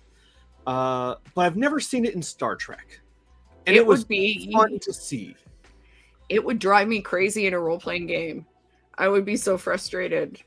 But with the like storyteller or game master, I would want to cry. If that happened to me, I'd be like, I hate you. It's like nullification powers in a superhero game. It's just like the most annoying fucking thing in the world. So if I were a GM running a game with a character with those powers, I would only ever do it in a mini-based game, because like the mapping of those powers needs to be exact. I would never do it in like, usually when I run games, I don't use minis, I don't use maps, I just kind of I go full theater of the mind. Mm. I would only ever use those powers Phrase so in funny. a game with like a very dedicated minis or map, or like, like where you have a really good understanding how placement works. To digress, theater of the mind. I was so confused by theater of the mind when people started mentioning it, because I'm like, what the hell does that mean? And then I looked it up and I'm like, what, you mean the way I have always played role-playing games has a specific word, like phrase for it? And I was like, oh, okay, sure. All right, whatever. That sounds good. Yeah, how you and I play role-playing games, because you and I are both the type that don't use we don't use really elaborate maps and minis and stuff. Yeah, so I was like, what, theater of the mind? Oh, okay, so how I play role-playing games, whatever. Just as a legend, can I just say I'm super frustrated that they only fired torpedoes rather than instant favors, which are likely avoid that kind of surprise portal fuckery. Yeah, I mean, they said fire everything you got. Why were there no phasers? It's actually established in episode 2 that they don't have phasers. There's a dialogue. They say it. Okay, they don't have well, there phasers. you go. They've been very good at explaining things, actually, like Jack's accent in this episode. They explain why the holodeck works, even though the ship's on shore on power. Which is like the first thing I said. I'm like, why the fuck is the holodeck on? And they explained it like 2 seconds later, and I was like, thank you. I didn't care that much about Jack's accent, but then they explained that too, and I'm like, oh, okay. He went to school in London, and he never lost the accent. Like, oh, all right, cool. Yeah, cool. Jack's accent I never question. Like, I don't question accents in Star Trek, but because then you have to get into why Picard has a British accent, which does actually get explained in Picard. Yes, it does. I'm sure all the French were super thrilled with that. Super, super fun. Well, there's 2 explanations. There's the explanation in TNG, which is that French just doesn't exist anymore. Yeah, which all the French are like. And then there's a separate there's a different explanation given in Picard, where it's just that he studied in England. So basically the exact same answer. That's more fair. You study in England, whatever. So yeah, they are just falling into the gravity well. Everything looks bad, and that's when Riker's like, "You've killed us all," and the bridge crew is all looking at each other. Well, the whole time they're fighting, the bridge crew is like, "This is awkward. These people, I read about them in textbooks, and they're having a personal issue on the bridge disguised as an argument about strategy. This seems, we're all in a bad situation. Could you just figure it out?" And then, oh, you've killed us all. Are we all dead? That seems bad. Why are they not figuring it out? This is one of those. This is one of those scenes that old Trek never would have had. You never would have seen the scene on TNG. But I mean, it's like the lighting, right? So you go from this really comfortable lighting in TNG, where like sort of place you would live in, right? Like, unless you're me, I have very dramatic lighting in my bedroom, but most people don't live like me and don't live with like dramatic colored lighting. Most people like the flat overhead lighting, that sort of, and it's a technical reason in TNG. It's just because like they've got to build, they've just got to build like sets that look good from any angle. I'd love to live in but hard lighting. Disco lighting. TNG has the sort of lighting that you would expect to see on a place that people live and work. Whereas Picard and Discovery have this lighting that like no one would live in this place, no one would work in this place. It's dim, it's hard to navigate, but it makes everything really dramatic. It also seems very comfortable to me. I don't like harsh lights. I don't either. That's what I said. Like I have a wall light I do not use. I have dramatic lighting on my wall. I have a ceiling light I do not use because I hate it. Neither do I. I have lamps. I have LED panels on my wall. We're neuroatypical, so we're neurodiverse. So like lights are bad. But most people, I think, if they were to live in a space like allistic people. If they live in space, they would prefer to live in someplace like TNG Enterprise as opposed to Yeah, Picard. they want to see. They want to see. They want to see. They don't like nice ambient lighting that's warm and beautiful and doesn't like burn your eyelids out. So, but Comfortable darkness. It's not even a setting or lore thing. It's just because TNG set they needed lighting that would look good from all angles. Because you're filming 26 episodes, you don't have the budget. You just need lighting that's going to look good from every angle. Yeah, it was cheap. Whereas in Picard, I loathe Into Darkness. I hate Into Darkness. No, into the darkness. Oh, into the darkness. Okay. Into the darkness. Whereas like this show, they have a higher budget, they have fewer episodes, so they can take their time to reset the cameras and redo the lighting for every take. Mm-hmm. And that gives them the opportunity to have this dramatic lighting, and I feel like the scene where like Riker's like, "You just killed everyone on the ship," like that's just part of the more dramatic ethos. Yeah, DS9 did. I like DS9's lighting a lot. I think they had more money. It's a good balance between the two styles. I think they had more money because they had more aliens too. And more elaborate sets. Yeah, so they made, but also they didn't have to move between planets all the time. Yeah. So they were in one place. So they might have been able to light the sets better. I don't know. The promenade is more elaborate than any set in TNG. But also, once again, they're not building new sets for like villages and stuff like that, alien planets. Also, TNG shared their sets with the movies. Right. So like the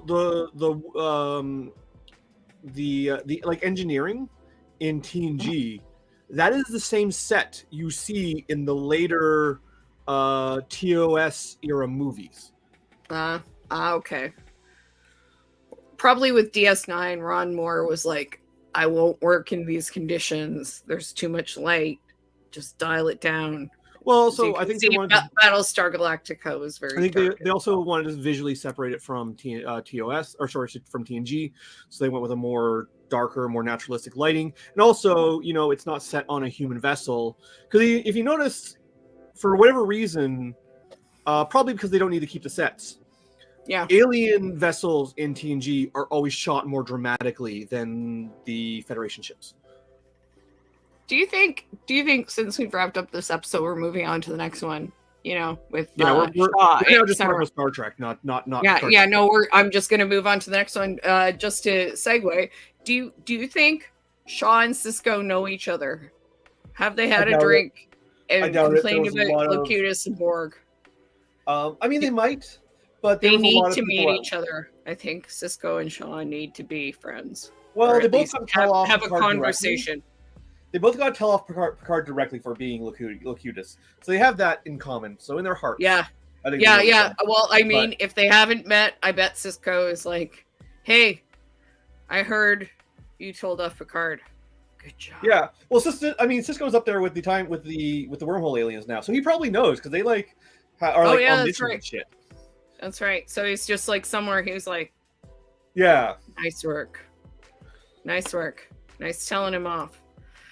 So the second episode is called No Win Scenario, which obviously references the Kobayashi Maru, among other things. So Vadic, who is a changeling, contacts their superior and is ordered to pursue the Titan at all costs. I don't think Vadic is a changeling. I think just her hand is a changeling. We'll get to that later, but I think she is, but I don't know. I don't think just her hand is, but that would be interesting. It would be interesting if you could just have your hand be a changeling. It's because I don't think she'd need the knife if she wasn't changeling entirely. I think you still need to cut off a part. I don't. Anyway, I'll go through this. Yeah. Doing so in the nebula requires disengagement of the portal technology. Yeah, they leave it outside the nebula. With only a few hours of power remaining on the Titan, Riker admits Picard was right and suggests he spends his last moments bonding with Jack. In the holodeck, Picard and Jack tell each other some of their adventures, but are joined by Shaw, who bitterly recounts his experience as a Starfleet engineer during the Battle of Wolf 359. When Picard has been assimilated by the Borg, and was attacking the Federation. Riker, Beverly, and Picard form a risky plan, and Jack form a risky plan to use an energy pulse from the nebula to recharge the ship system. Shaw and Seven help them succeed, and Seven identifies and kills the changeling imposter. The Titan damages the Shrike on their way out of the nebula, now with many jellyfish-like space creatures. As they warp away, Picard realizes that he briefly met Jack 5 years earlier and inadvertently dismissed his attempt at connection. Alone, Jack has vivid hallucinations of a destroyed world and a voice saying, "Find me." And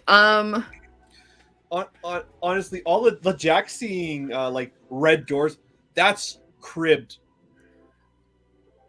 word for word, scene for scene from the Immortal Hulk.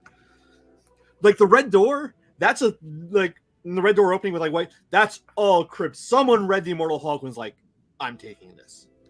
Huh. Interesting. Let's see, I have some Immortal Hulk right beside me right here. Does it have the red door in it? Because the red door is...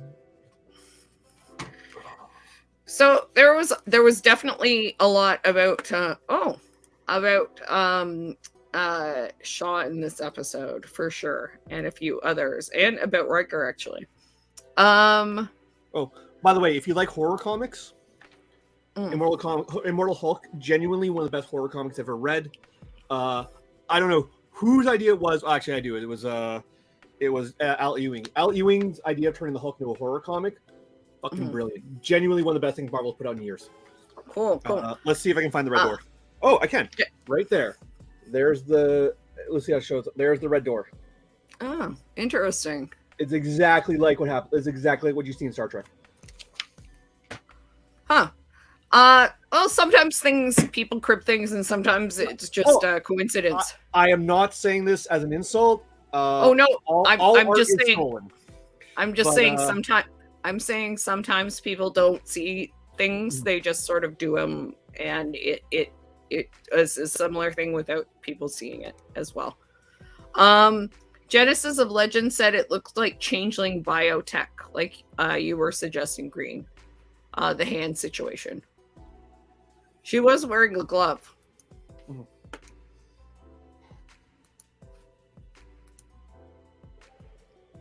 What's up? It's just a mild heartburn. Oh, okay. I usually have Tums right beside my computer, but I can't seem to find them. Do you need to take a quick... Okay. It's all these samosas I'm eating. Oh, okay. So, I'm just going to mute it for a sec while you do that, because it's quite loud. Okay, that's probably not loud anymore. There we go. So the flashbacks were interesting, as I said earlier, about partway through like the second one. I think I figured out where they were going. And the interesting thing about the flashback, the stories could have just been stories, but again, like this, like these are all things that tie into the plot.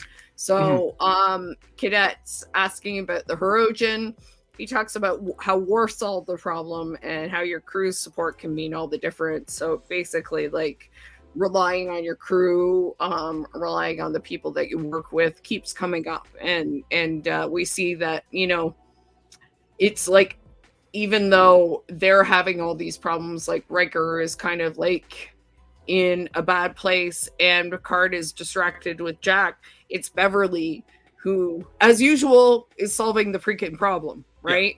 Yeah. Beverly is the most unsung character on all of TNG. Yeah. And interestingly, later on, The next flashback mentions the Tamarians and how, Picard had to figure out that they, communicate through use of metaphor, right? Through use of references. So that's actually a question I wanted to ask you. My memory for Star Trek is pretty good, but the two of the three stories Picard tells, plus them referencing Farpoint, are actual episodes. I don't remember an episode where Worf makes a deadfall. Was that an episode and I'm just forgetting about it, or did they make that up for the episode? I'm not sure because it has to do with being in the Delta Quadrant. And I don't remember them being in the Delta Quadrant, so I'm not sure. Yeah, the only time they do that is when they encounter the Borg the first time. That's the only time I remember them going to the Delta Quadrant. Yeah, so this might have been something else. But with the Tamarians and talking about communicating in that way, I thought it was interesting because it's important because later Picard realizes that communicating with Shaw requires like Tellurians, Tellurian is communicating with insults. So, later on when he calls him a dipshit, even though you're just a dipshit from Chicago and, I need an old grease monkey, he realizes he realizes communicating with Shaw requires communicating on a certain level. So he learns to talk Chicago, basically. And I thought that was kind of great that those references. And then, of course, the Jack Crusher story is the way that he remembers, oh, Jack was actually there. Does Tellurian, is that the same thing as a Tellarite? Tellarite, sorry, Tellarite. Oh, okay. It was Tellarite. Okay, I wasn't sure if because my memory for some specific. No, it's my spell check changed it on me. So Tellarite. So it's sort of like talking to Tellarite. I'm glad the Tellarites are getting acknowledged these days. They're weird. They're really important to the lore of Star Trek, but we never see them until New Trek. They're the president of the Federation in Star Trek 6 is a Tellarite, but I think that's the only time, despite them being extremely important to the lore, Prodigy. In old Trek, we see them. Prodigy. Well, Prodigy, yeah, but Prodigy is New Trek.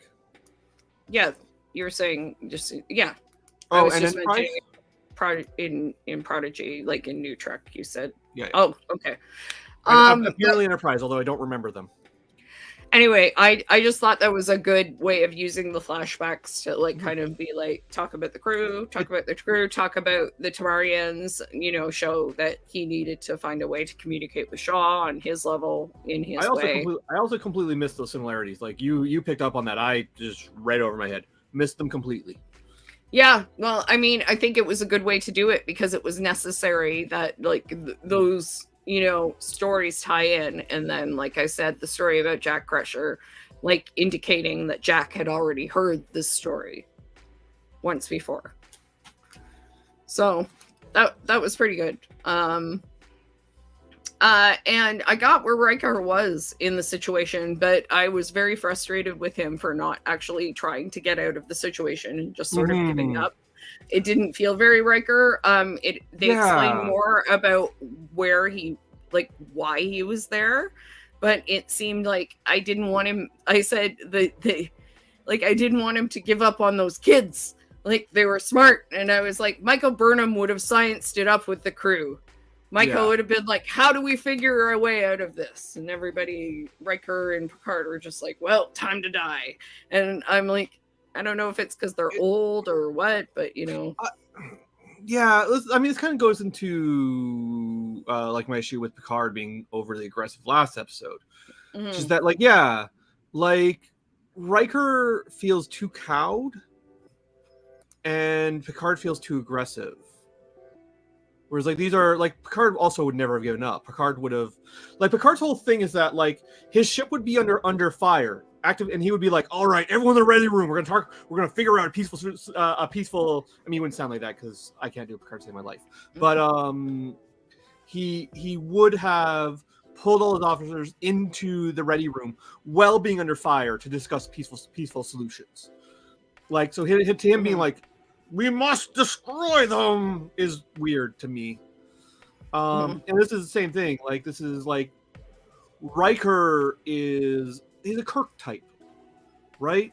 Like that was sort of the TNG dynamic, as they reversed. They gave the more logical thinking through situations to Picard, and they made the sort of gung ho one the number 2 to reverse the Spock trope.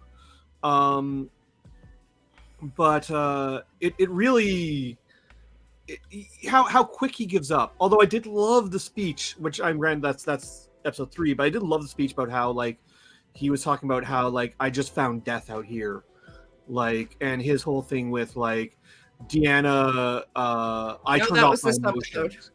Oh, That was this episode. Okay. That's what I said. That's what we find out why. Because like I was frustrated, but then he explains kind of like, that scene is great. And him being like, my partner's an empath and I turned off my emotions, so I had to come here to like get away. Like I like that scene a lot, even if I thought how cowed he felt a little out of character.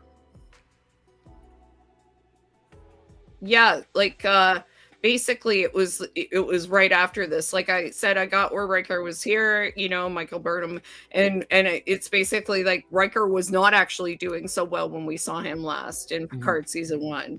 It seemed like he was, but he was not actually doing so well. He doesn't believe in an afterlife. He said, like, I've never seen anything that indicates there will be anything after death. I mean, and that God. Well, he doesn't know that. That's classified apparently. Kirk also blew up God. Or well, the Klingons blew up God, but yeah, that's classified too. But he literally felt nothing after Theo died. Oh, quickly on the Tellarite and Andorian, End of Enterprise had some decent Andorian and Tellarite content in season 3, which was nice, including awkward attempts of a Tellarite to be polite and Archer trying to be abrasive. Which, knowing Archer, that would be pretty funny. Actually, I've watched all of Enterprise. I remember the Andorian content, but don't remember the Tellarites very well. So, even Riker, like the way Riker deals with the changeling in this is sort of indicative of kind of where he is, because like 7 is like, there's a changeling and there's a saboteur, and Riker's like, we just can't afford to like tank the morale any further. Let's just keep it quiet. And 7's like, what the fuck are you even talking about? And he's like, yeah, no, everybody's just upset. You just go and find him. And I'm not going to reinstate you, so you can just do it unofficially. And that's what sends 7 to Shaw and brings Shaw and 7 together hilariously, and to turn them into BFFs eventually. This is what I'm predicting and hoping for. Which is great, because he's keeps saying don't come. Which I thought was good. Shaw's solution on how to deal with the changeling threat, really solid. Like that a lot. Also, did you notice Shaw knows a lot about changelings? 7's like, I've never met one. Shaw's like, let me tell you about changelings. But that I know everything. Well, that tracks, because 7 would have been out in the Delta Quadrant, and Shaw would have been hip deep in the Dominion War. Yeah, and that's what I'm thinking, and I'm thinking I'm starting to believe that he is a dick, and he but he got promoted, and also got promoted despite the fact that he's not, the most social guy, because Wolf 359 and Dominion War and et cetera, and sometimes he's just, lucky, as Gary said, because he's lucky number 10. He just keeps getting to be lucky number 10 every time. Yeah. And, you get to be that guy enough time, and you end up being the captain of a ship. But he's not just the captain of any ship. He's the captain of the Titan. Like, that, it's a flagship. It's up there with the Enterprise. So, I think he's just survived enough times and managed to survive through enough battles and come out on top that they're just like, we have to give it to him. He's a dick, but he's a good captain. I hate that guy, but he can captain a ship. Yeah, I mean, they could have stuck him with the Cerritos, so he's clearly competent. Yeah, exactly. So yeah, I mean, like compared to that, I see why Seven went to him, because like Riker can't even record a message to Deanna. Jack and Picard are in 10 forward. That's what Picard's doing. And Beverly's in sickbay, but she doesn't even know anything about Beverly and wouldn't even know that she would be the best person to solve the problem, which Beverly is freaking doing. Thank God for Beverly. So, you know that Shaw worked on a Cali class ship back in the day. He's best friends with Mariner. He knows Mariner. Might be on the Cerritos right now because Lower Decks is set before Picard. Oh my God! Yeah, so no, it's very possible. He is served with one Beckett Mariner. That's why he's so pissed off all the time. It is very possible that they could toss him as a cameo, as like a junior engineer. I would love to see that on the Cerritos. Yeah, that would be hilarious. So, yeah, like that. There was a great part where, Shaw basically his plan is that that Seven needs to find the changeling's pot, which leads to a funny weed joke where Shaw is sad about not having weed. Where I'm like, dude, you're my best friend now. I love Shaw so much. That shit. I mean, I don't know. I guess like they do have like Starfleet does have prescriptive prohibition against alcohol, which is why they always. I guess you just couldn't smoke on a ship. I guess he'd just be like I said, vaping. They're not allowed to drink alcohol, which is because they always drink synthahol, which is like tastes like alcohol but doesn't get you drunk. Which like why? Yeah, syntha weed is probably not as good. And I mean, this would be the time, like right about then, I'd be like, man, I would want to spark up a giant, like, fucking joint. Well, also, like, if you're, synthahol is never made, because alcohol doesn't taste that, like, I mean, I don't drink alcohol very often. So alcohol doesn't taste that good. Without the inebriation, I don't see what the point is. At that point, just drink anything else. Yeah. So, Shaw's plan is to find the changeling's pot, which is basically looks a lot like Odo's receptacle, and to find the residue in the pot to run tests on and find out like where and who this changeling is. And when Seven leaves, Shaw's answer is whatever. All of this made me love him more. Shaw for, Admiral. I think they do. I said I think Shaw and Sisko needs to meet, definitely.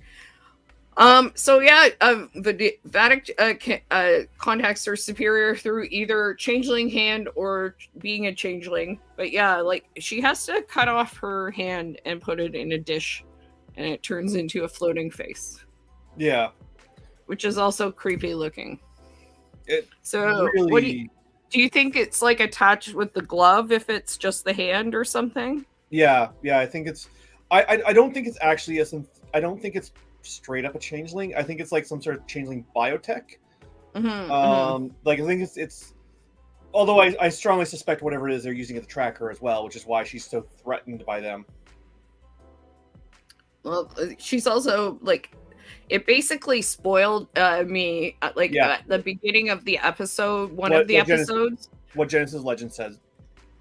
Oh, but like I'll put it up in a sec, but one of the episodes, it spoiled me because the subtitles said Changeling 1 and Changeling 2. Oh. So those people piloting the ship are changelings. She might not be, but the people on the ship speaking the weird language are changelings. Interesting. For sure. I've also seen people saying my subtitles just said alien. They didn't say changeling. Mine said changeling one of the episodes. And also some people have said it's Dominion script on the ship. Yeah, I thought it was weird that like they should be using, I mean, who knows where they're going, but those aliens seem a lot like the Jem'Hadar. They might be. So, as you said, Genesis of Legend, you both think it's changeling biotech prosthetic. Yeah, I don't think she is a changeling. I'm still not. I'm still not totally off the idea that she is Romulan intelligence in some way. Maybe they took her hand. Yeah. I wouldn't put it past that.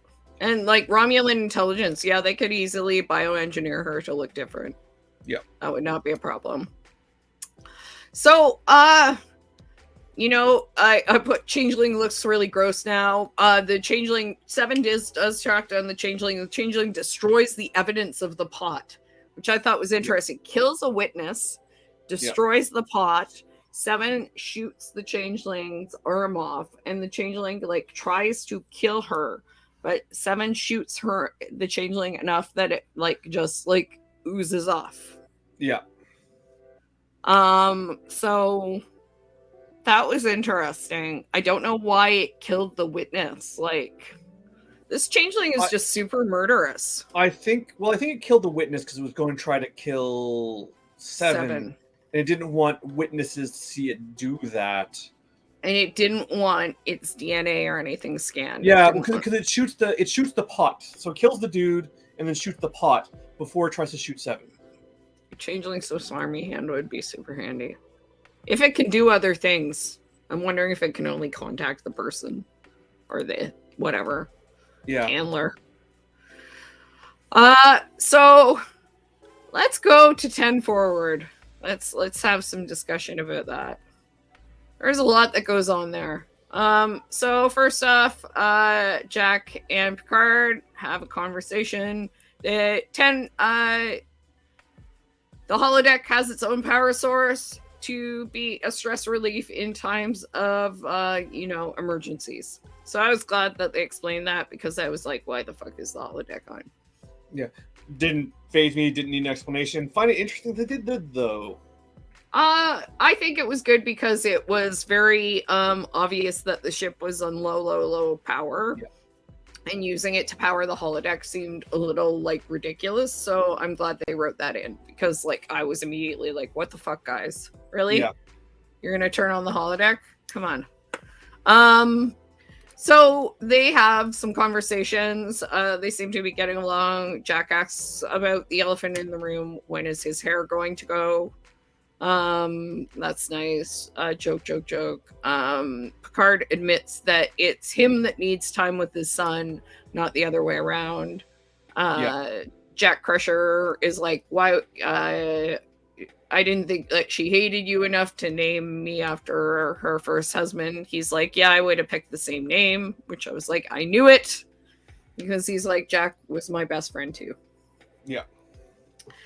So he tells the story that he told in the real 10 forward when Jack was there to overhear him 5 years ago, about Jack Crusher and him flying blind through an asteroid storm because they'd gone to get laid and it didn't work out. And they, were in an accident with their shuttle.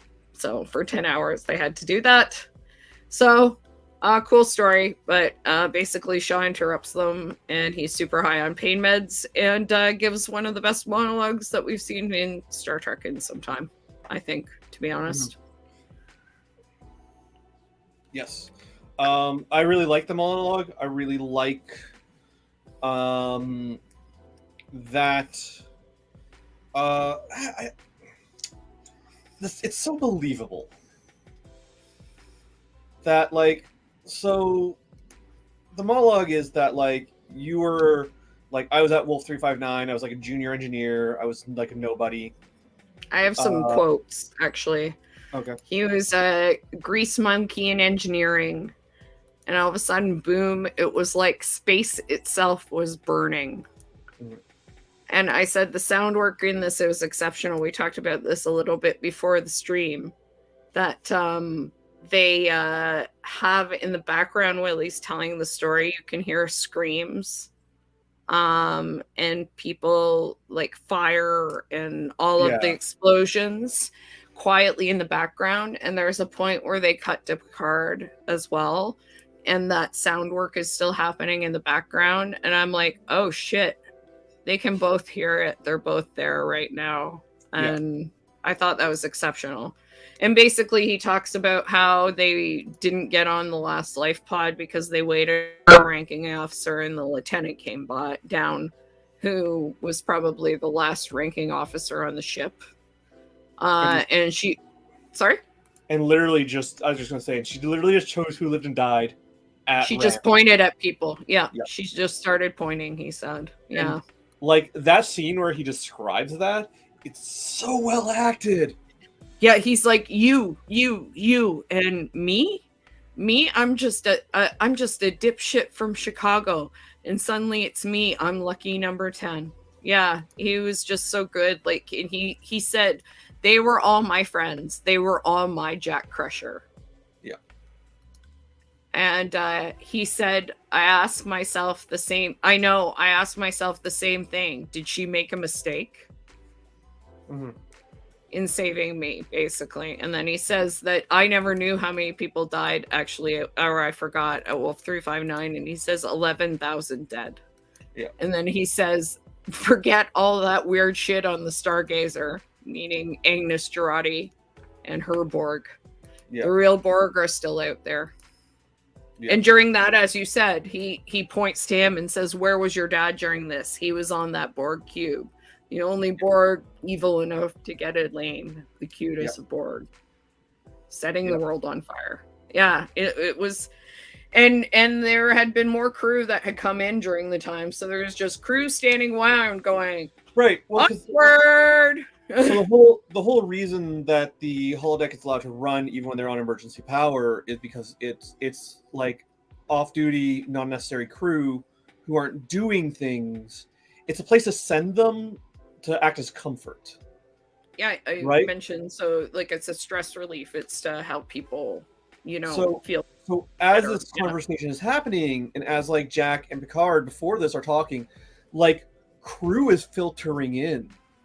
Mm-hmm. So there are people overhearing these conversations. It's a well done scene. There's probably, and this is Shaw's crew, who has probably never seen him be this vulnerable or never heard the story before. Standing around watching him like just fall apart, and there's probably about 20 people in there. About that, yeah, just watching this. And when he's done, they're just like, Picard leaves because Jack tries to shut it down, and Picard's like, no, it's okay, I understand. And he leaves, and everyone's just like, okay. And he says, what is it? Forgive me. At some point, asshole became a substitute for charm. Yeah. And I'm like, man, I feel that. I've been there. I was like, this guy, everything he does, I just like him more. He also very relatable. Mm-hmm. He also said that he was a little out of it because, he says to Jack, your mom is very liberal with the pain meds. So, as I said before, he was super high. Yeah. And Genesis of Legend said Picard accepting that and leading was the most Picardish, quietest heroes I've seen in time. It was beautiful. Yeah. Yeah, Picard was just like.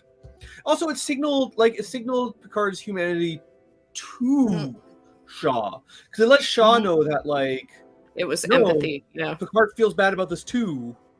Mm-hmm. Like, it showed that he understood. He understood, like, yeah, you have every right to be mad at me, and I'm not going to push back on that. Like,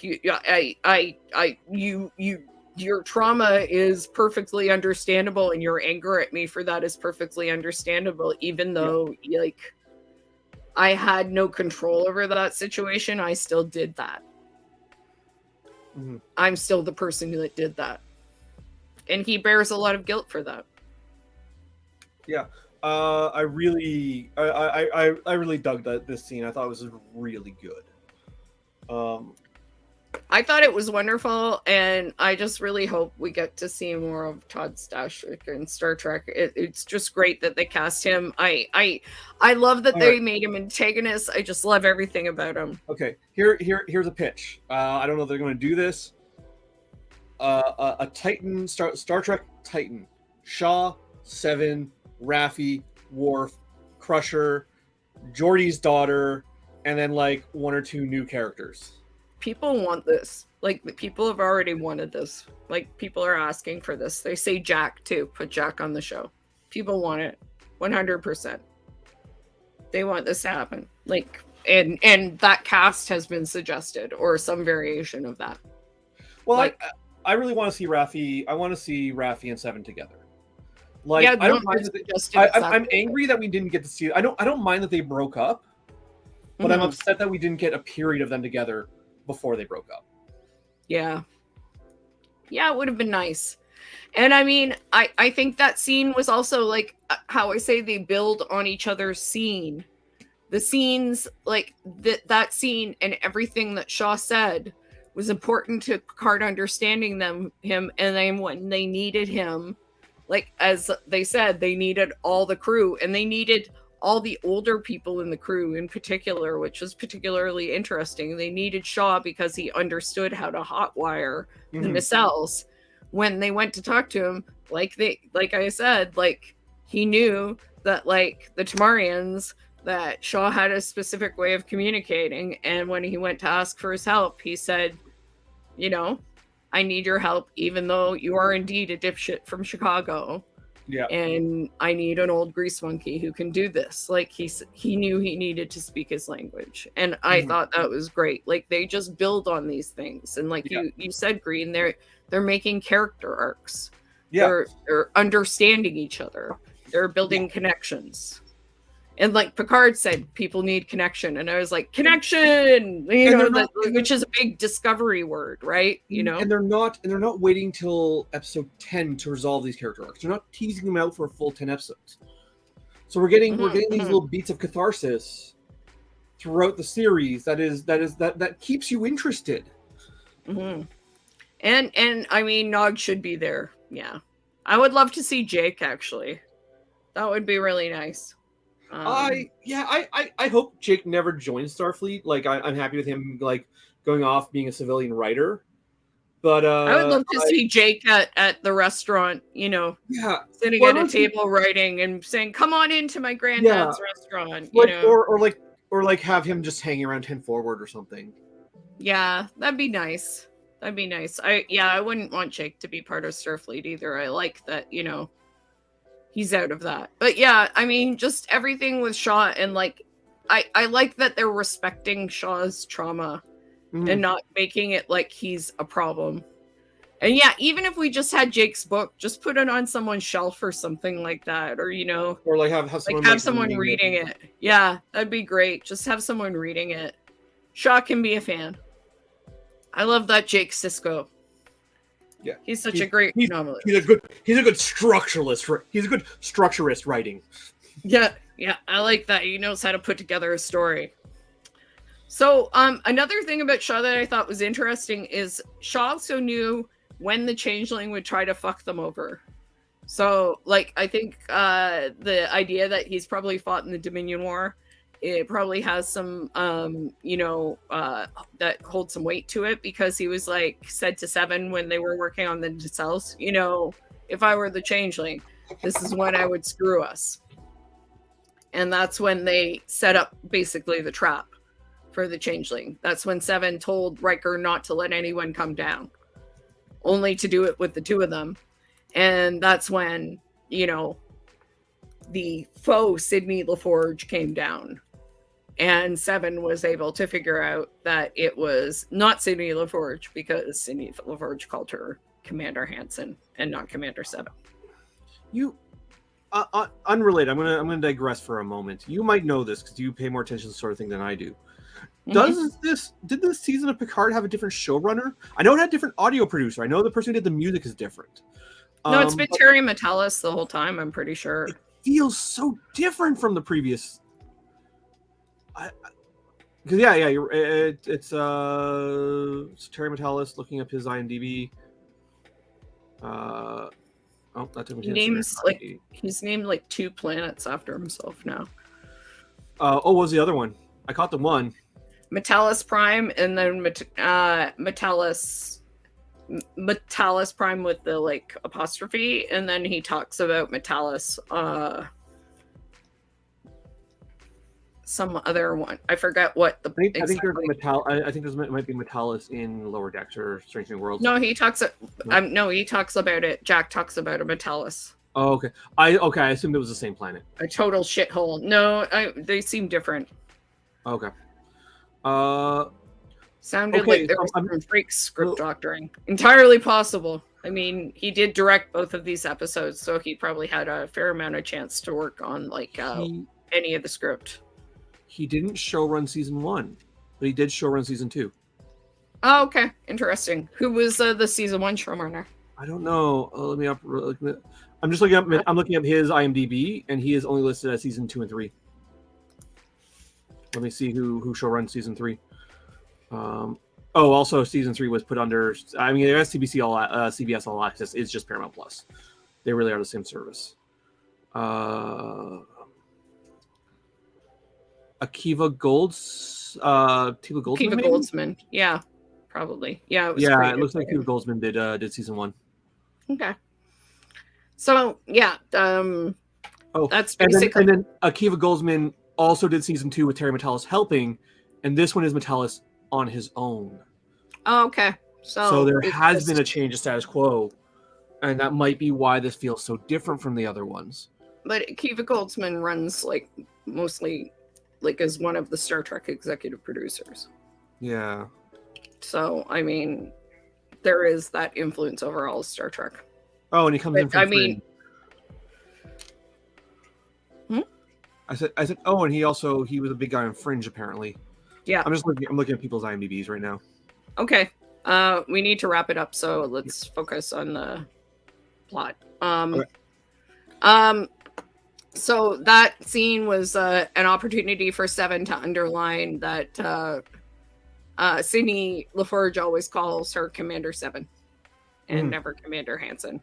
So to underline to Shaw that, he's being a bit of a dick. And he seemed to take that under advisement. Did you think? Yeah, I like that scene a lot too.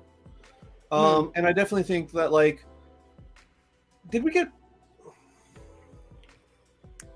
payoff? Does he call her Seven later in the episode? I forget. No, he does not. He does not call her Seven. He just kind of says, like he says something like that seemed, I forget what the line is, but he says something that indicates I got your point.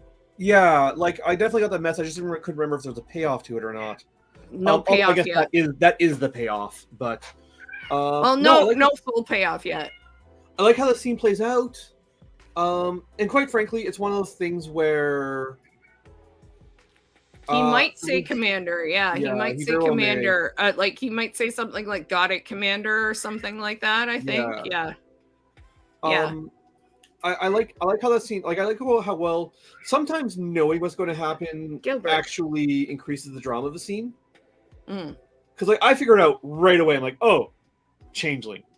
Like the second she walked in, I'm like, Yeah. Well, she's also flying the freaking ship, right? Yeah, well, that's exactly it. That's how I it was pretty easy to figure it out. And it was just sort of like, it's like, oh, I see where this is going. Let's see how it plays out.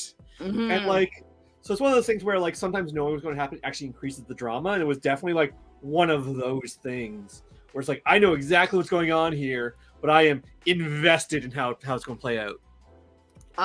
When Beverly figured it out and was like, oh, this Nebula is giving birth also, and they all meet in the ready room. I had in all caps, Beverly figures it out. Thank God someone bothered. And so basically they're absorbing energy from the birth and riding the birth wave out. And opening the nacelles is part of the way to charge them. And that's actually Will's contribution to the plan. Once he buys in, because he's super fucking stubborn at first and is at least we'll leave something behind, and just very macabre and like depressed and sad because he is depressed he's depressed. Like that's basically where he is. He doesn't feel anything, and he's in a bad place. Picard season 2 really, like, as much as I don't like it, it really did set Picard's themes about being about mental illness. Mm-hmm.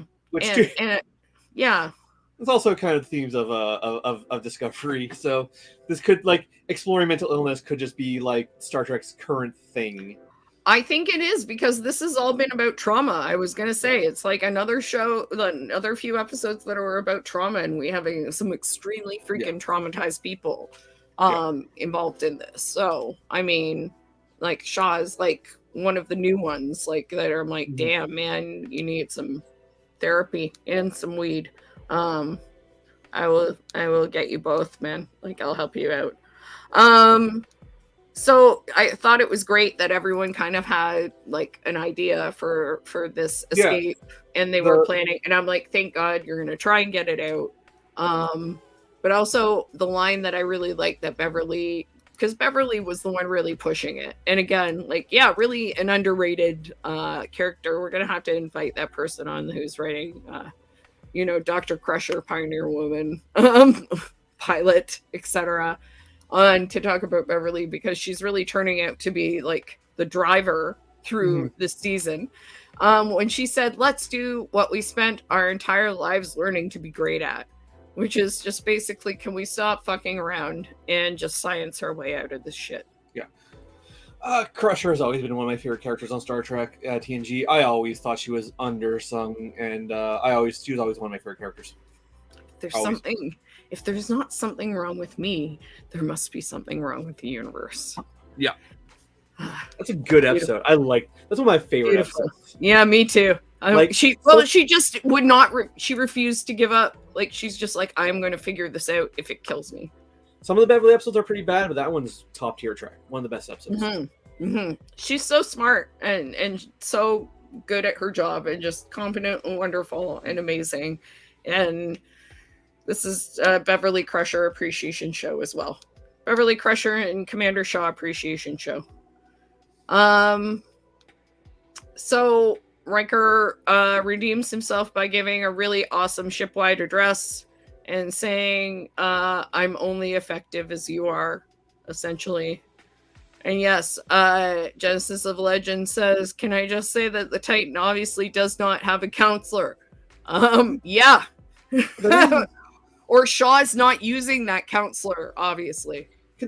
I just want to use this opportunity to go back to one of my favorite. So overall, I did not like Discovery Season 2, but it has one of my favorite little details, which is that the woman who is Pike's boss, like the general, she's a counselor. She never saw combat. I always thought that was fascinating. They need to dig up David Cronenberg. Make him Shaw's, it's not the right time. Yeah. Not the right timeline, but maybe he can be really old. Freeze Shaw for 900 years. Oh, was he in the future? I thought he was in the past. Cronenberg? Yeah. No, Cronenberg's from 900 years in the future. He's part of Discovery after they go forward. I thought he was in the past. I can't remember. I can't remember anything anymore.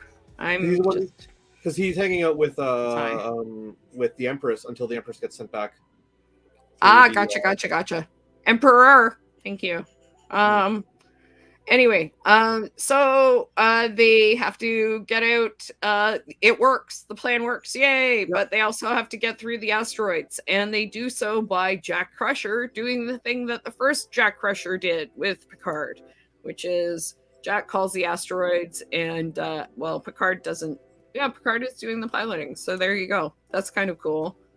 He's just channeling the spirit of his namesake, who has no genetic material in common with him. But that's okay. And we also have glorious payback for the Shrike. Oh yes, yeah. Throwing a ship at them.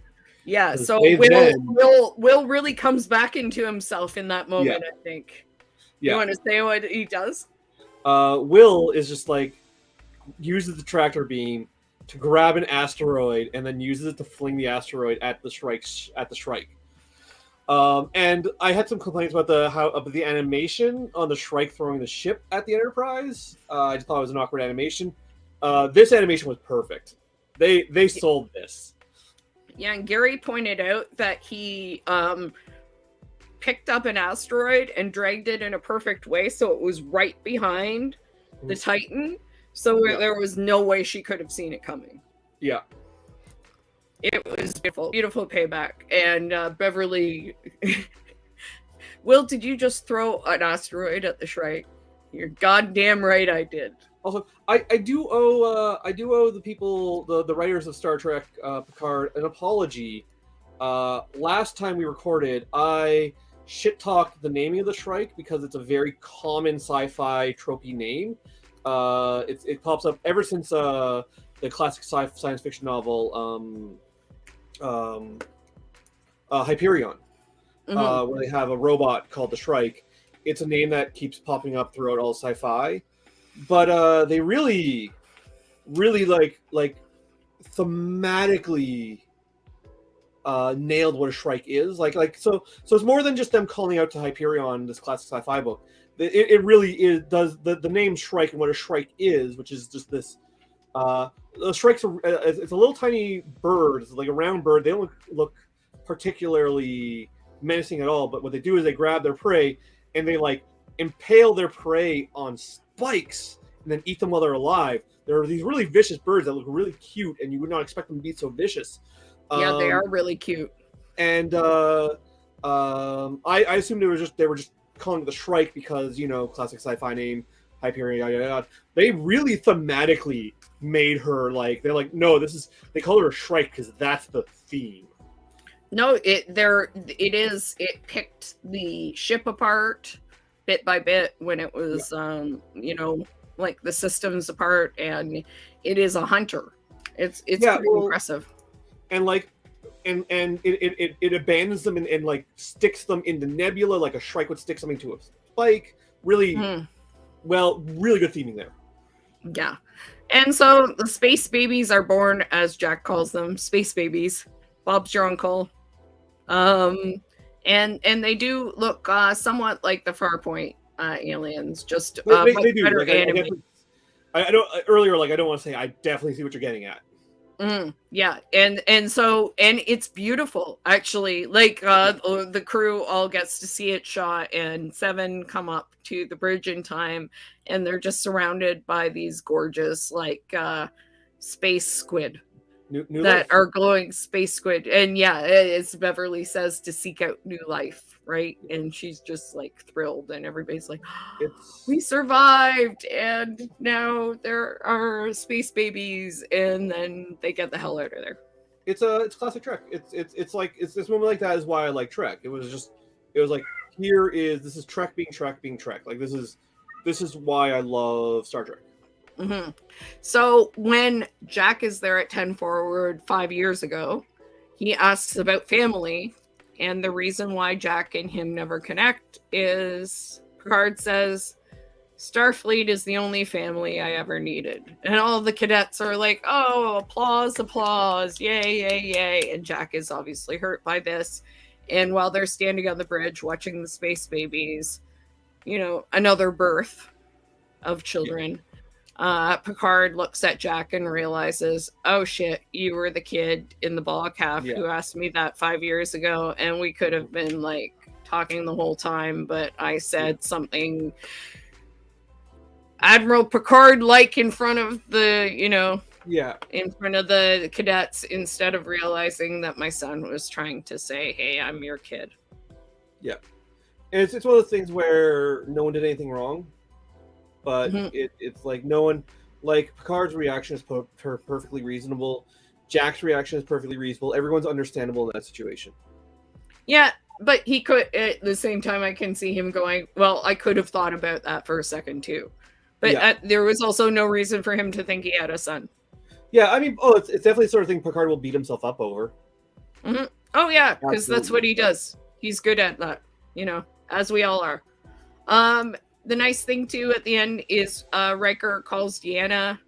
Deanna is super, super happy to hear Riker is healing. It seems like that. Deanna asks if they're in trouble. So I wonder, is Deanna on her way? So maybe they will get a counselor on the Titan, because they sure as fuck need one. Well, I mean, they're clearly building towards a full cast reunion. hmm So, But it sounded like Deanna might be on a ship real soon. I said yeah. to Gary when she was like, "Are you in trouble?" He's like, "I don't know." I was like, "I'm gonna get my ass on a ship. I'm gonna straighten this shit out. You Yeah, guys are fucking it up." I expect we'll see Deanna next episode. I don't know where they're going. I have no idea where they're going plot wise. I don't know where they continue from here. There's still questions that need to be answered. But I don't know where they're going to go for the next episode. But I do think Deanna's going to be there.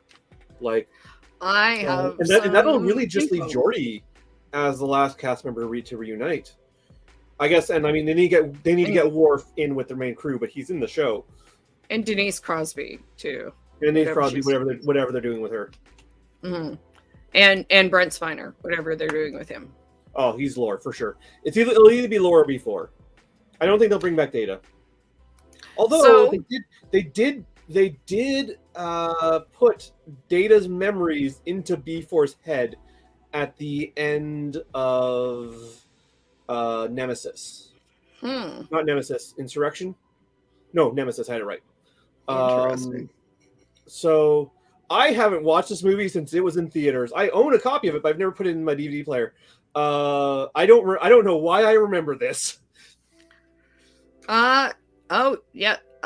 They need major repairs, so Geordi would be a good place next. Well, I have some info on that, but just before we wrap up this episode, Jack has another hallucination. Yeah. This is where it sounds like a woman talking, maybe not, red tree branches. And this is the time that he sees a planet or a destroyed planet in red. Not sure. There's a tower, triangle tower. It's also the first time we actually see the red door, and that's when I was like, "Oh, no!" The red door was in the previous episode. Oh, was it? I didn't notice it then. The red door hasn't. Yeah, I didn't notice it the first time, but the red door has been in both episodes. Okay. So, red door, and it says, "Find me again." Is a red woman? I don't know. So the next two episodes I have synopses for. I was a little surprised by them. Episode 5 is called Imposter. Okay. Caught by Starfleet and facing court-martial. Paranoia grows as Picard struggles to uncover whether a prodigal crewman from his past has returned as an ally or an enemy hellbent on destroying them all. And maybe this has something to do. Data's memories in B4's head in the Daystream Institute would be a lovely Times Arrow callback.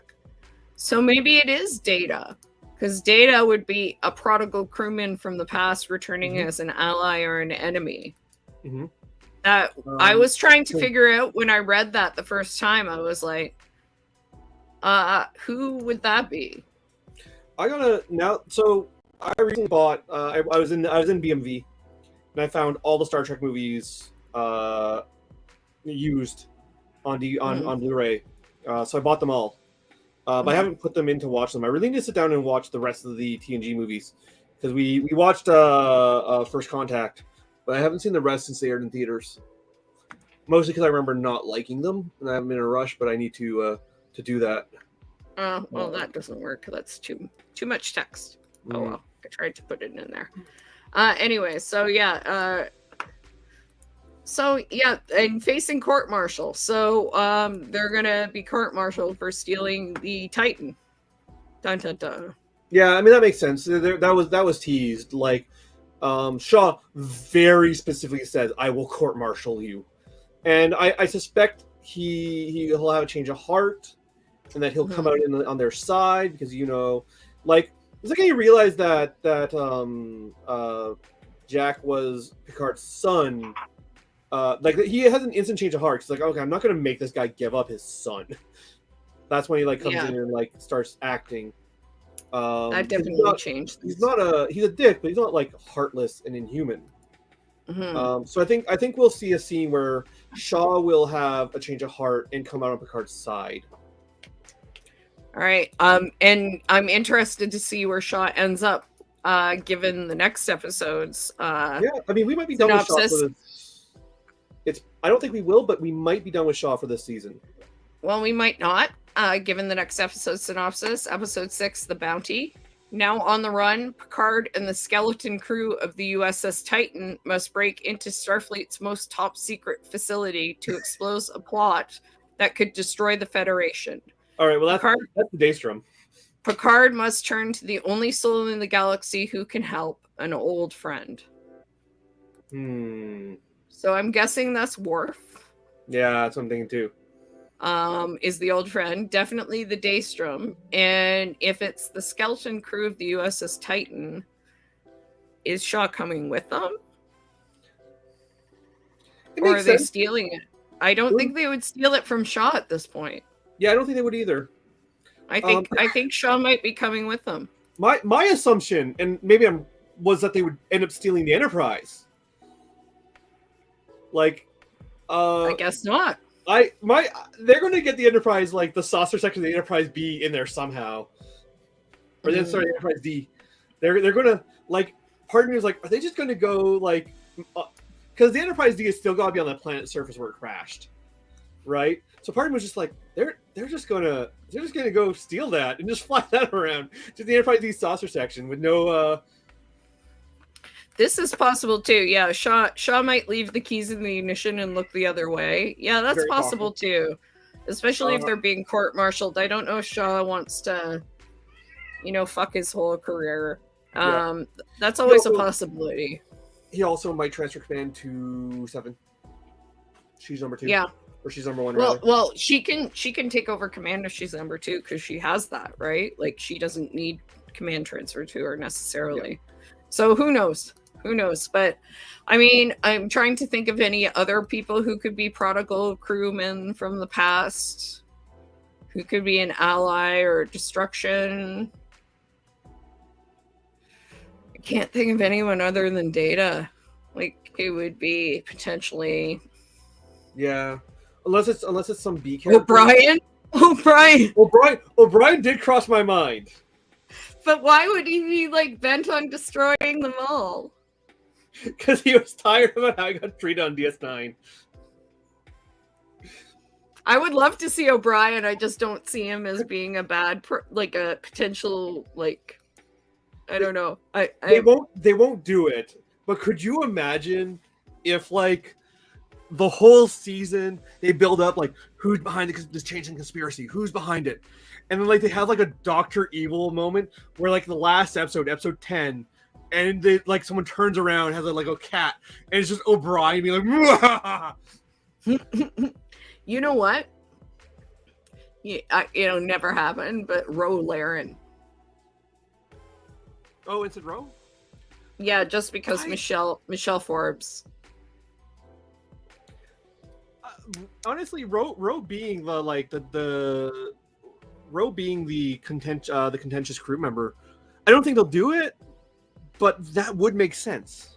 It would make sense, and because she played, you never saw her play in Battlestar Galactica, but if you had seen her play Admiral Kane, yeah, she would be lovely. I totally am with it. If you ever saw her play Admiral Kane, her playing a Ro Laren who has left Starfleet or is sketchy would be very good. Her Admiral Kane was fucking terrifying. Interesting. Like, terrifying. She was the worst person in the world. The worst person in the world. Like, wow, a bad person. How canon do we think the books are? I don't know. With this show, I would guess not very. Because Molly gets a happily ever after. That would be nice. Molly Wasn't O'Brien. there like a book series where she like defects and joins the Maquis?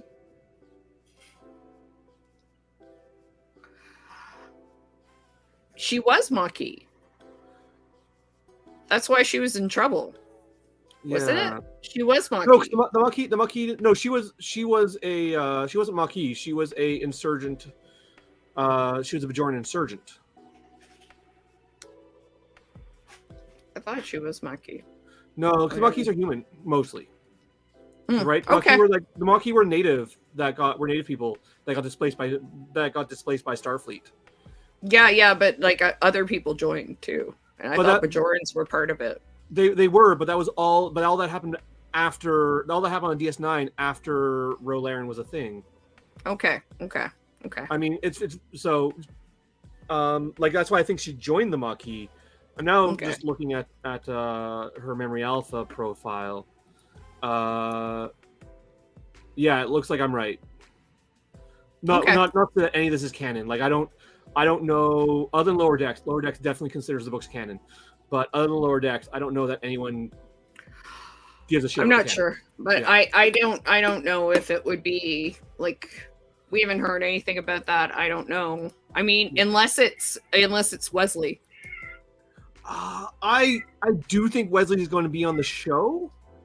And I think it's going to be more like a cameo thing, like, hey, Jack, you're my brother. Let's hang out with Mom. You know? I see it like I think they'll do the same thing they did with season 2, where it'll be like a last episode cameo. Yeah, and like it won't be many lines because Will Wheaton is not great these days, or he's fine, but I don't think they'll have him do a lot. Yeah. But yeah, I think it'll be more like a let's hang out with Mom and my half brother sort of thing.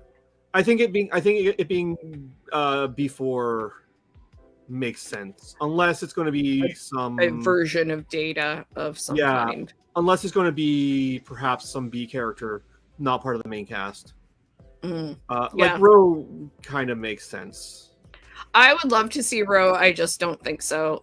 She's the only person I can think of who's a former, crew member who might be kind of like, I'm not sure whether I can trust her or not. Oh, maybe it's what's his name? Barkley. I doubt Barkley. It. Pardon? I trust Barkley. I also doubt it, but that'd be interesting. There's never a time that they don't trust Reg. Fair enough. He's a fuck up, but he's like, they trust his motives, if not his abilities. Yeah, like sometimes he screws up, but they always give him like they almost always like are like, oh, I trust Reg.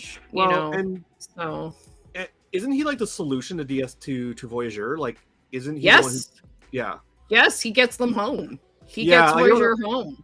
I don't know how that plays out because I've not seen it, but yeah, that's what I thought. It has to, I forget, but basically like he's responsible for finding the signal and bringing them home, and he like interacts with them via hologram. Like Voyager's up on Crave. I need to sit down and just finish watching it. It's pretty interesting. Like at least the stuff that I saw towards the end with Barkley, I was like, that's really nice that they brought Reg back in. I wouldn't be surprised if he's at Daystrom or something like that. That would make sense. Maybe he's the old friend. Not Worf at all. Possible. That would be great. That would be really cool. Oh, if the old friend is Soji too, because she's working there, isn't she? Or she was.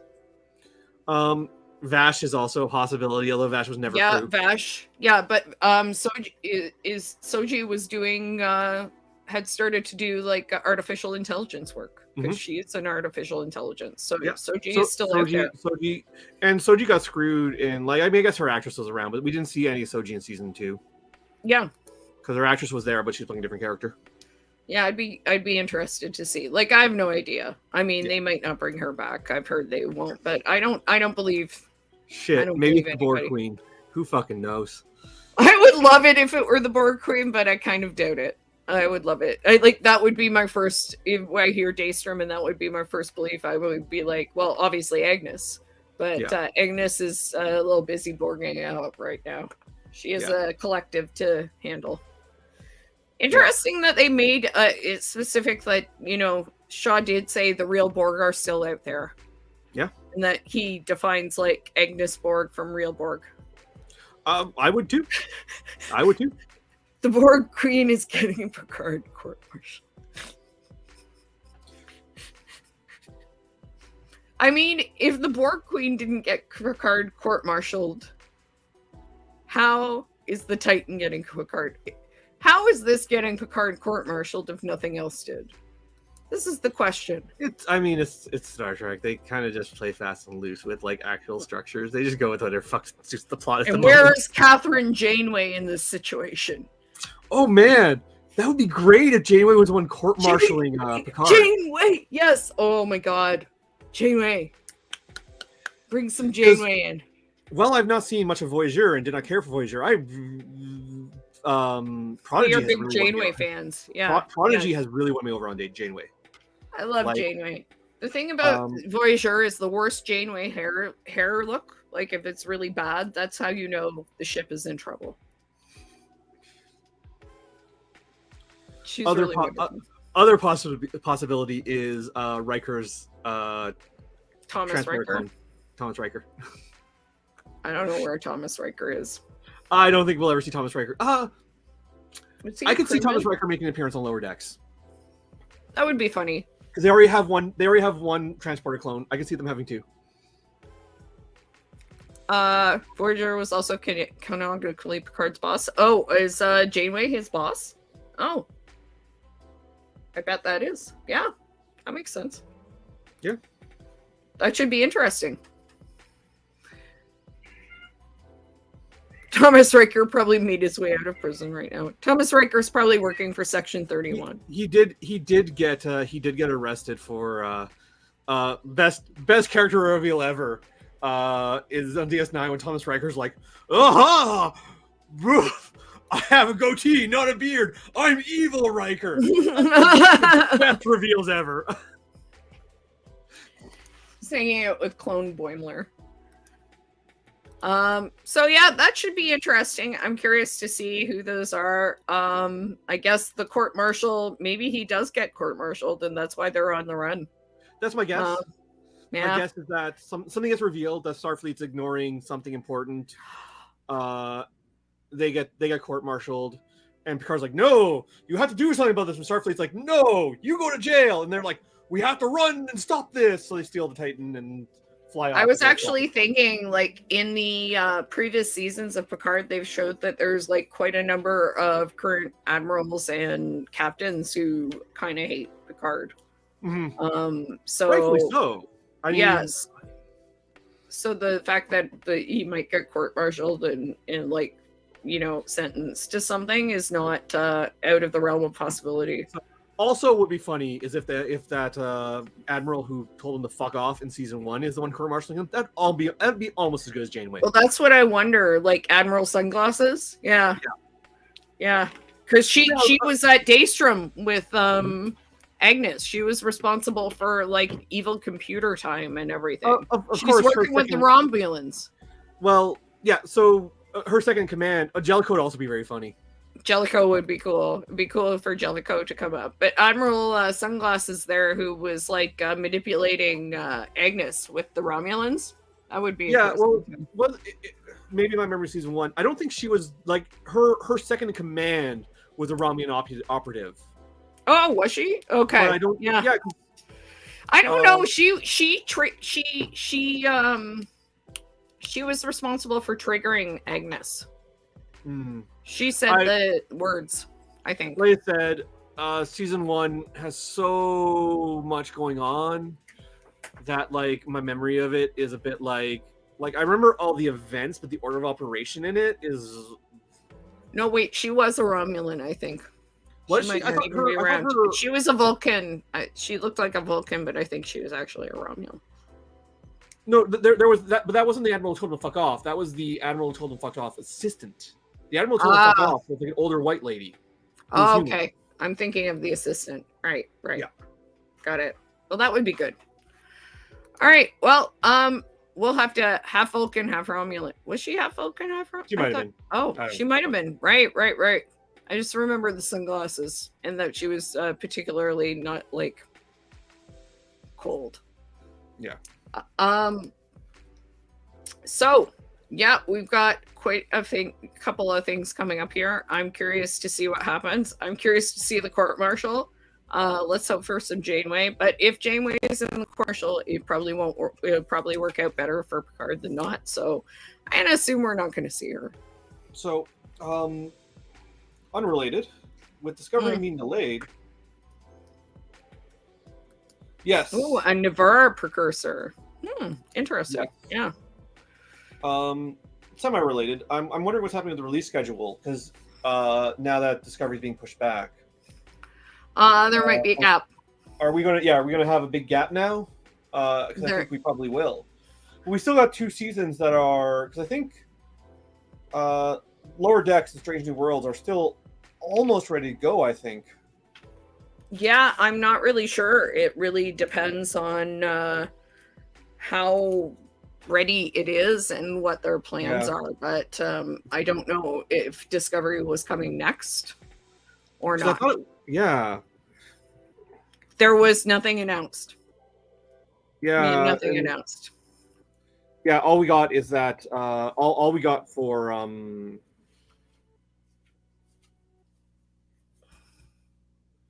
we got so far is that Discovery's been delayed. We don't know anything else. Yeah, nothing's been announced. So, I mean, I imagine maybe that's why nothing had been announced. Yeah. Probably that they were planning to make a decision on Discovery and to go from there. Yeah, So, Lower Decks has been announced for this year, but we're only 3 months in. what it when is it coming out? Just this year. That's all we Oh, know. just this year. Oh, okay. Yeah. Yeah. No, like they were probably just waiting to find out what was happening with Discovery and whether Yeah. they needed to reshoot things for the finale. And if they did, then they probably just, yeah, decided to go ahead and figure it out from there. Mm-hmm. So we'll probably hear some releases from now on about Strange New Worlds and Lower Decks in the next little while. Yeah. They'll probably Yeah, just well, need to space it out. I suspect now that Strange New Worlds is coming. Yeah, Stranger Worlds and Lower Decks are definitely coming this year. We just don't know when this year.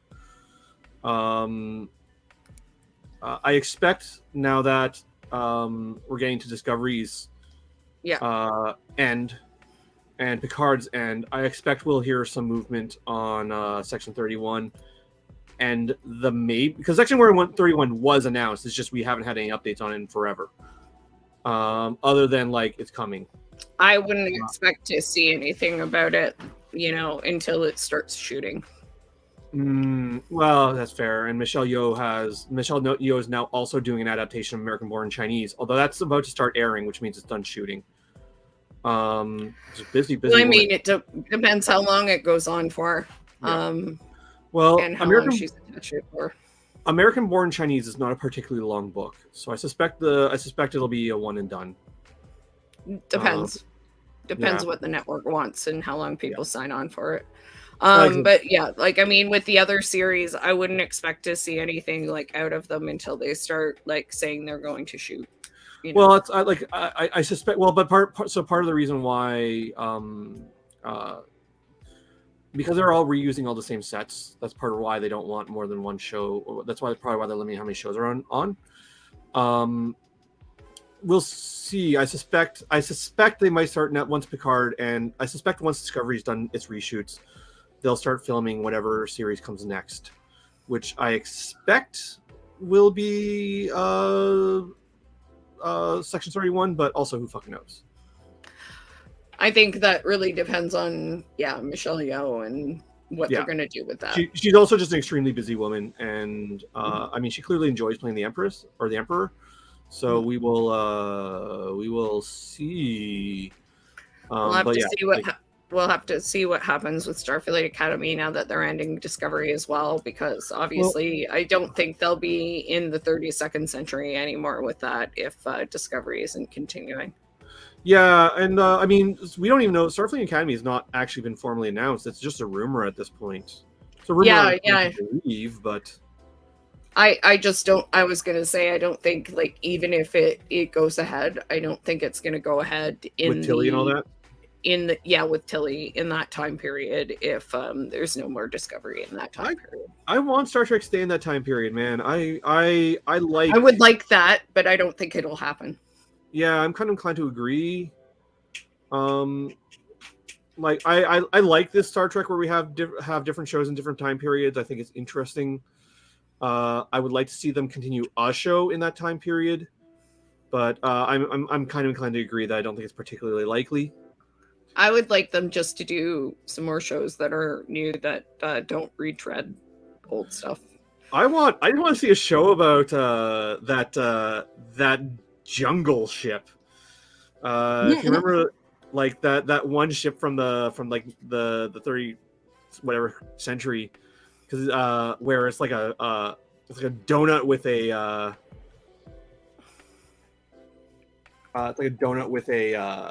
like a jungle in it with a mountain in the center.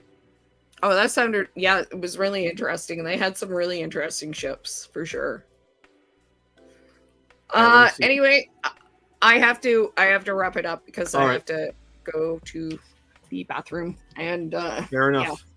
Yeah. In any case, yes, I will. But it sounds like there's an interesting couple of shows coming up. I'm interested to see where they go. I'm definitely interested to see a heist episode in the future.